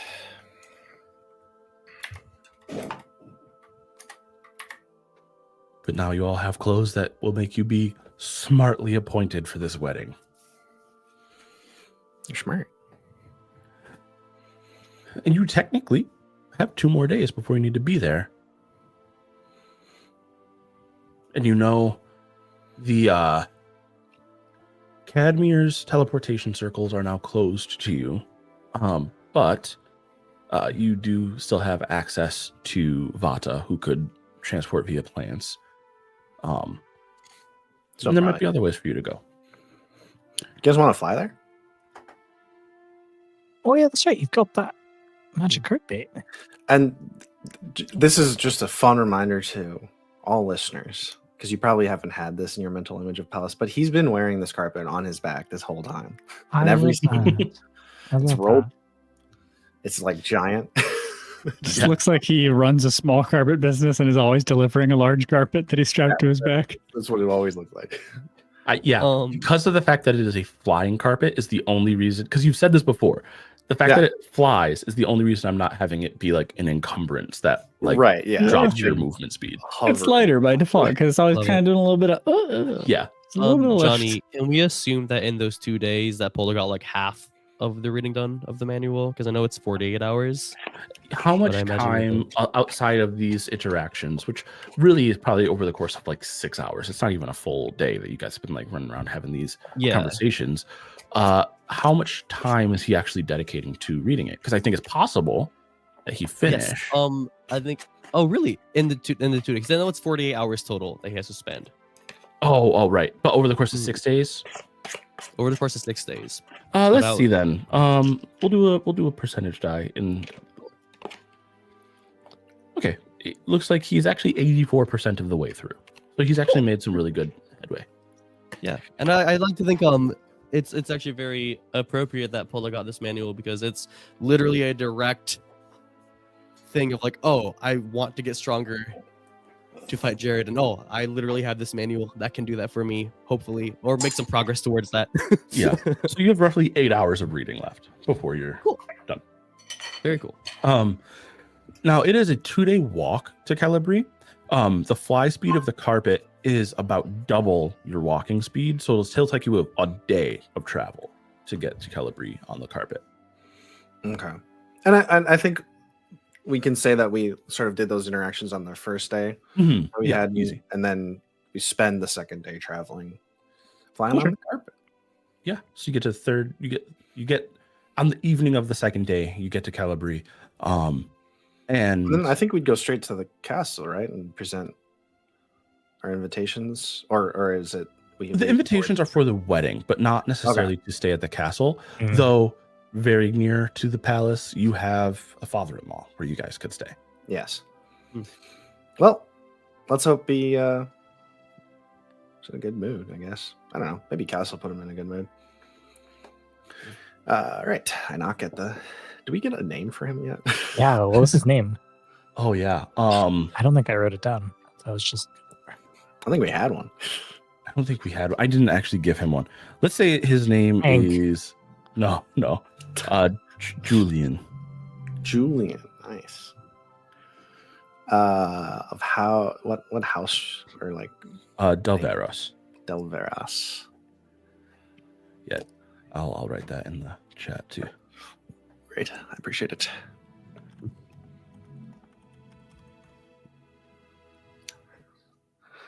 All right. Knock. Yeah, I know I gave it. Actually, I think Sebastian. you named him. Yeah, Sebastian, the butler. Oh, hello, Hey, Sebastian. Pettis and friends. Lady Cass, it is a delight to see you again. Sebastian, it's a good time to see you. Come in. Yes, of course. Yeah. Come in. Okay. I needed to speak with, Lord of the House. Yes, I will get him in just a moment. May I announce your friends as well? Oh, yes. This is Lyrian of the Waking Root, and this is Angeliano Leopoldo Guermantes. Good job. Thank you. Announcing Sir Pellis, Lady Cass Brinebane, Lyrian of the Waking Root, and Angeliano Leopoldo Guemartes. Please make yourself comfortable, and I will go and get the Lord. We appreciate it. Who's he shouting that to? There's no one in here. He just does. It's what he's supposed to do. I don't. But why? Well, in case, I don't know. They could hear him. Like, it's not like it's the biggest house in the world. Like, you can hear someone shouting. Yeah, it echoed quite a bit. I mean, it is a huge house, and he's gone for several minutes, and then Yeah, I say that. It is a pretty large house. comes back, and I mean, it is compared to what most of you are used to, a palace in its own right. Yeah. It is an estate, truly an estate. But he comes back just a few minutes later, and you hear another set of footsteps behind him. And Sir Julian comes walking out. Palace, it is. Unfortunately, your wife and daughter are not in at the moment. I realize that, Sir Julian, and I appreciate your coming to speak with me. We just had invitations to the wedding, and I was wondering if it would be, if it's too much of an imposition, it's totally fine. We can find other lodgings. But No, not at all. Sebastian, prepare 4 rooms, please. Oh, yeah, thank you. Yes, the visiting king. He's not a king yet, but Well, yeah, soon enough. conqueror. It's more like it, yeah. He invited us after killing us and then bring us back You've to life. done battle with him. Yeah, we lost really fast. Wasn't really a battle, more of a slaughter. So he's as dangerous as I suspect.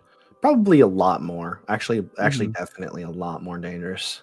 You have heard how quickly he rose through the ranks and what was once Larkhold, yes? Yeah, it doesn't surprise me at all. And he's That now man more is- powerful than he was before. There is not... It does not make sense to me. Oh, he has something called the Deck of Many Things. Will you join me in my office? Absolutely. Well, your rooms are being prepared. Lady Cass, Lyrian, I'm so sorry, I did not introduce myself. I am Sir Julian.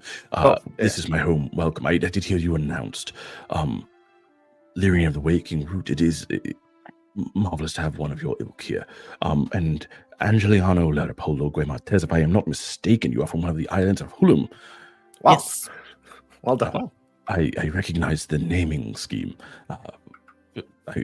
I'm not particularly well traveled, but I have been to Hulum on 2 occasions. It is wonderful to host you. Please make yourselves at home while Pellis and I go to my study. Where are my manners? I am flustered. I am sorry. You You are an adventuring party, are you not? There's nothing that Pellis knows that you do not. You may all also join us if you. He's just going to tell us whatever you tell him. That's why I'm saying you may all come to the study. There's room for all. It's not like it is. I'll come, so I'm in the scene. You keep saying that. I don't know what he means by that. It's got to be a Hoon saying. I think so. Yeah, I think it's just unfamiliar to me as well. Present, like being around or like available. I guess it's just a weird way to say it. Yeah, 5 seasons in a movie. Yes, I would be lying if I said I was familiar enough with the customs of Hulum to understand even what he was saying myself, having been there. But please, to my study, come. And he leads you down a hallway, and you find yourselves in his study. It is a surprisingly warm space with a large painting of, there's a fireplace in here, and above the fireplace, there's a large painting of a young Sir Julian, a very beautiful woman who you recognize looks strikingly similar to Tavi, but there are some significant differences as well. Tavi really looks more like her father than her mother, but it's clear that this is Tavi's deceased mother. Very strikingly beautiful woman, and a young Tavi sitting on her lap, probably around Cien's current age is this picture of Tavi. Julian, you dirty dog, you didn't say that was your wife. She's beautiful. Yes, I miss her terribly. I understand. She was the smartest, kindest, just most wonderful person I ever met. And I don't know for her company daily. But you'll have to forgive me, Sir Julian, but I feel like your daughter is definitely in the running. He does smile at that. You understand better than anyone, Pellis. The love a father has for his daughter is different from that which he has for his wife. And, well, Tavi, of course, makes my heart sing. He would give anything to hold her mother once again. I understand. But that is not why we're here. Please, take a seat. And he goes behind his desk, and you see him, like, pick up a kerchief that's, like, sitting on his desk, and as he walks around the desk, like, quickly dabs his eyes and then sits down on the other side of his desk. Do you have any idea how this man ascended to the throne of Larkhold so fast? To the high seat, not really a throne, is it? There's a lot of killing involved. But to answer how he got the power he did, he apparently holds an object called the Deck of Many Things. When you draw cards from this deck, incredibly powerful magics, what I would call 10th level, or whatever the actual like language is for like spell slots. Yeah. Spells over or magical effects. I have spoken briefly with the Queen's Spy Master. She actually had the privilege of escorting his dignitaries into the castle. I think we saw sometime that. hence. Actually, that happened the evening that you last visited with me. Yeah. So you saw her. You know her. Yes. Wait, the Queen's Spy Master. Yep. Was that Vesper? Yeah. So you do know her. We do. Vesper Shadowclaw. She. Well, we didn't. It was in this moment that we put it together, right? Yes. Pellis was just trying to downplay how we knew her, so that we didn't have to be like. So we come off as cool. Well, what I'm saying is, we didn't know that Vesper was the Spy Master until. Nope. Yeah. No, you're just kind of. Yeah. Yes. No. So it's important that it stays in this room. There's only a handful of us who know that she is both the Spy Master and the head of multiple criminal organizations, both in Calabria, Helltop, and on the coast. She's got fingers in other cities as well, but what better way to gather information than to head criminal networks? In any case, she is concerned that this magic is, well, that is going to be our undoing. Oh, it most certainly is. He told us he's going to start policing magic from everyone else. Yeah. He has told us some things that he plans for the kingdom, and I don't think you've got that entirely right, but I will write it down as a possibility. No, my understanding is that he intends to ask mages of all sorts to register, to make sure that we know who can cast magic and what kinds, not to police what they can do. Mind you, I understand it's a slippery slope. One step leads to another. It appears, though, from everything that he said, and I can only assume based on my own intuition, that he's being honest, so his main concern is not magicians in general, but those born with magic. Sorcerers, as it were. Well, nothing I can do about that. I mean, it wouldn't even just be sorcerers. It would be specific heritages as well. You know, dragonborns and various halflings even. Sorry, didn't mean to point out the double dipping there. But there are certain peoples who are born with innate abilities to touch specific magics. Tieflings are of a specific concern to him, it seems. For what it's worth, I don't see that much of a difference between what he said he's going to do and policing. No, I acknowledge that it is a slippery slope. I'm simply saying that until someone proves something else, you can only take them at their word. And so far, his word has been, or the word of his lieutenants, has been that he's not interested in stopping anyone from using magic. As I understand, he and all his lieutenants use it themselves. Mm-hmm. Be pretty easy to keep power if you're eventually going to stop other people from doing magic, but not yourselves. I suppose that it does have the ring of logic to it, does it not?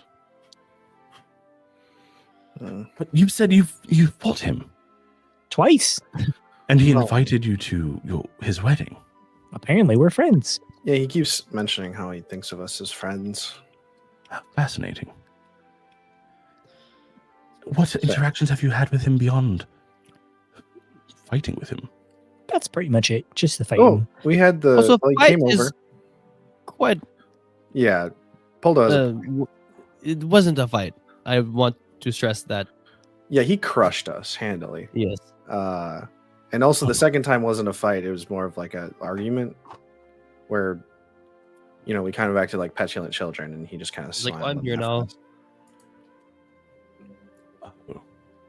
So, anyways, the first time he just showed up at the shrine, and we welcomed him in as we do, and we were having a meal, and then he started asking us about registration.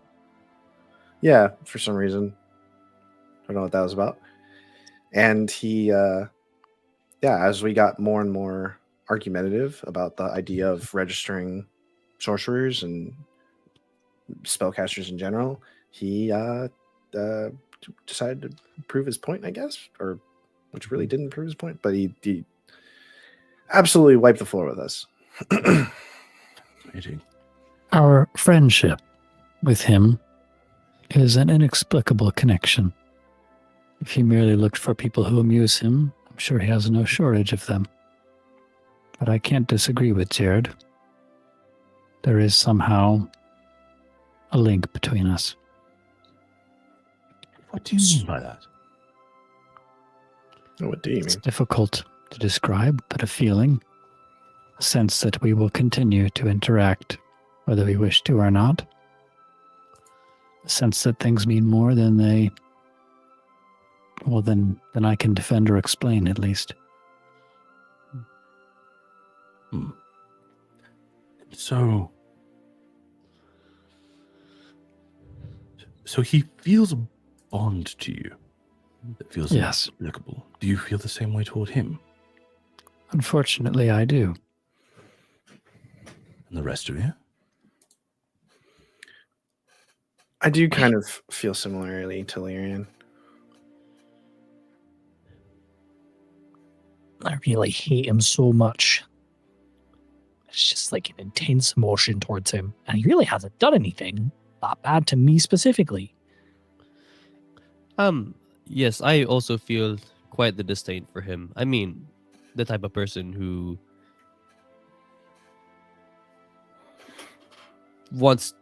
feels concern and worry about people born with magic, something they can't control.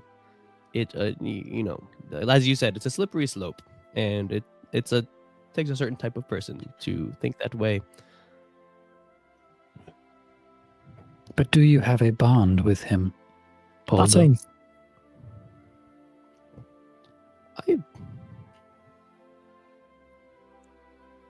I think meeting him brought up feelings. I think I do feel maybe some form of connection. Fascinating. It is fascinating. As for Cass, the way she is, her hatred may be just as strong a sign as love would be. And she does love those she hates and hates those she loves, so for all we know, she's in love with Jared. Take that back right now, Lyrian. Okay, we're gonna move on. I jest. The what? I do think it's important to note that, like, while we probably can't do anything about it, his power does come from the deck. A lot of his power has come from the deck of many things that's in his possession. Again, don't know what we can do about that, or if anything can be done about it. But I don't know. It feels important. So do you think that if the deck was no longer in his possession, he would lose the power that he has? No, I just think that the power to defeat him might lie within the deck. At the same time, if he continues to be thirsty for further power and try his luck, the deck may well be his undoing. I think he's gotten everything he needs.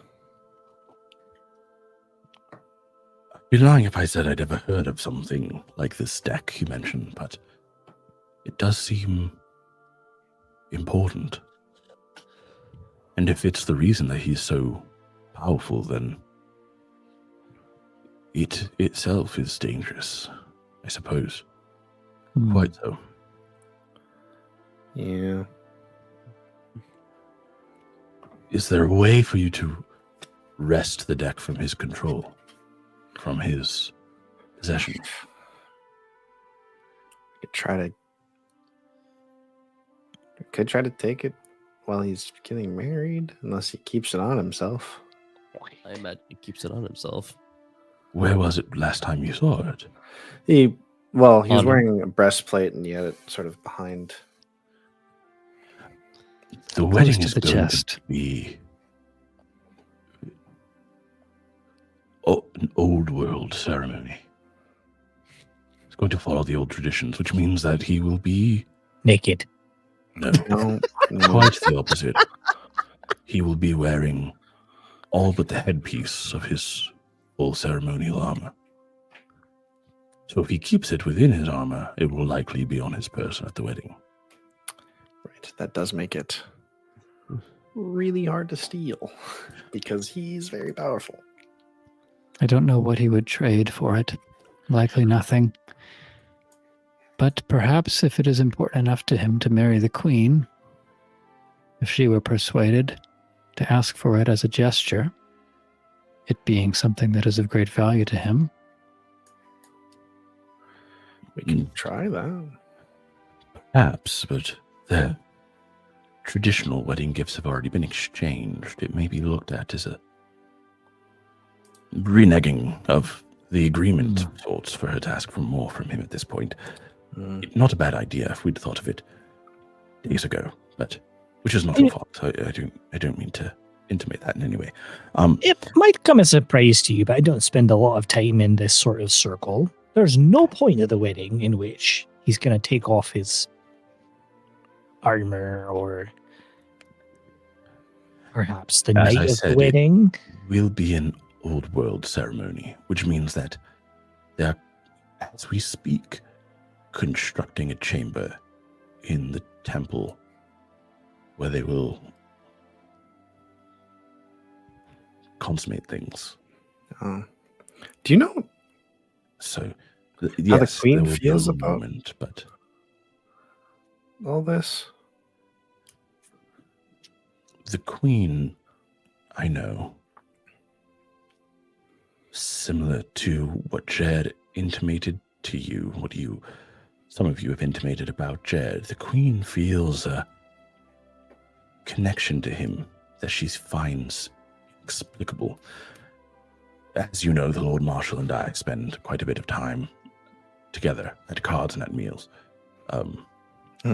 The queen, she has expressed to him a sense that the way she phrased it, I believe, was that if other lives exist, she was connected to him in another. Felt a sense of that love does feel right. for this man. And as a result, feels that this is right because she feels she was connected to him, the version of things. And so I think she's going along with things she would not normally go along with because she feels... It is difficult to contend with something so mysterious. Now, I understand that you may not have access to anything like this, but I must ask because I am not as familiar with magic as I know you are, Palace, and I can only assume that those in your inner circle, and he kind of just gestures vaguely to all of you, would be. I have heard that there are magics that can alter the very fabric of reality. Do you have access to anything where you could simply take ownership of this deck? We all just turned to him Palace. even being the wiser. Yeah. No, I didn't think of that. I wish Jared of Larkhold's, or Jared. Wait, what is this country called? He was of House Carathan, so he changed the name of Larkhold to Carathia. I wish Jared of House Carathan, of Carathia, I wish that his deck of many things was in my hand. I want you to roll a d20. Okay. I love Wish. Okay, 14. Okay. What does that mean? The deck, suddenly you feel the cold surface of, actually the warm surface of a leather box and the weight of a deck of cards land in your hand. Well, That was way better so than I thought it easy. would. That would way better than I thought it would. Okay, but now she's going to kill us for this thing. Well, He must doesn't not know know that we that it have is it. ours. Make an insight check, Palace, specifically. oh, He's almost certainly going to know it's us. that's going to be a 26 for me. You Feeling very feel insightful. a sense of surety that while a wish spell not used to copy a spell can have unexpected side effects, that there were no unintended consequences to this specific use of your wish spell. That said, you also do know that Jared knows that the deck gave you uses of the wish spell. Mm-hmm. You're at least one wisher on his list, his wish list. Okay, so I'm almost certain there's no way he could figure out that I did something, but Not he with will certainty. deduce Yeah. that I did. I mean, Depends on how Can we often literally Jared watched him shows. draw the deck. card that gave me. can we hide this somewhere? Like, We can Here, just give it. We can give it. doesn't To Pavel or Pavel could, we could bring it to, which one's the one that's staying in hell? Yes. Which is the son that's staying in hell? Durderin? No, I would not want entrust. to give it to Dirter. I don't know. No, Pavel would be a better choice as far as I can see. Do you think we Okay. should draw As he a has card? set his... Did you say that out loud? Yeah. Yes. The card appears in your hand. Oh, come on. I said, do you think we should draw a card? Oh, Saying I the thought you said, words? I think we should draw a card. Oh, no, no, no. I misunderstood what you said, said. Do you think we should draw a card? Well, as long as it's not a statement. Because it depends on the intention, really. Yeah. Like, does Palace intend to draw a card? He wants to. I don't know. He does ask, though. He is asking. I do not think so, Pellis. I mean, it worked out twice. And it clearly worked out for Jared to some extent. I think Lyrian should call Pavel here right now, and we should just give the deck to Pavel. I do. Nothing happens. And you Come on, Lyrian, that get Pavel here. I'm trying. Pavel basically intimated in your last encounter that this was an the odd favor. use of the favor I owe you, but we there already it is. But we had already agreed that the favor is going to be getting us to hell. Well, why don't we just but he draw can a You card? agreed reinterpret that the things. favor could be getting you to hell. We're like, what? Not he owed you I'm a going to favor. listen back. I think he agreed that No, the that's favor not- was... Pretty certain. I mean, here's the thing, Justin. He's a you businessman. know what Pavel is. I know what Pavel is. I don't know what Pavel is. Okay. So, You know what Pavel any is. case, and yet I you keep letting understand. Your friends stick their hand in his bag. Well, because Cass doesn't know what Pavel is. yeah. Fair. Doing a good job then. Well, friends, we must go. Perhaps. Last moment. Well, this has been a productive conversation, but I think we should all go to bed. There I is a think we wedding in the morning. We should leave. We've got a stack of many things. With that, we'll fade to black. That was insane. Love the tension there. The amount of wishes that Palace has gotten. It's This crazy. campaign. That is That's the crazy. fourth wish that Palace has made, and he still has two that he can make. Listeners and players are like, I am contemplating just jumping into a portal to a random dimension with that deck rather than have us carry it through the whole wedding. But anyway, we'll find out what we do. Just like, yeah. Also, Put the above deck in a table, bag of holding and put that bag of holding in another bag of holding. without giving anything away, if someone tells you, regardless of what else you might know about them, that they have the level of access to an Archduke of the Nine Hells that Pavel has intimated that he has to Durderin, maybe don't hand a deck of many things to them. Just throw that out there. Do what you That's, want. that's more for the table, or like maybe even Well, listeners. I said that was He above said table. above the table. Yeah, Yeah. I think Cass would be like, that's the best option we've got. I don't want to hold on to this thing. This is kind of interesting. Lyrian trusts Pavel. He's passed all of my insight checks. So As well, he should have. yeah. Although Right. is overstimulated. Love you Awesome, you guys. guys. This was a lot of fun. I love watching the tension build. You guys make some decisions that I wasn't expecting, which is great. Certainly tense. But hey, next episode, we might have a wedding. We might go somewhere else. Who knows? The world is your oyster. We go to the oyster. The whole oyster. Hey, I will prepare some notes for if you decide to go to the oyster. Thank you, Jolly. Thank you, those who support us. Thanks for listening. Bye. Bye. Bye.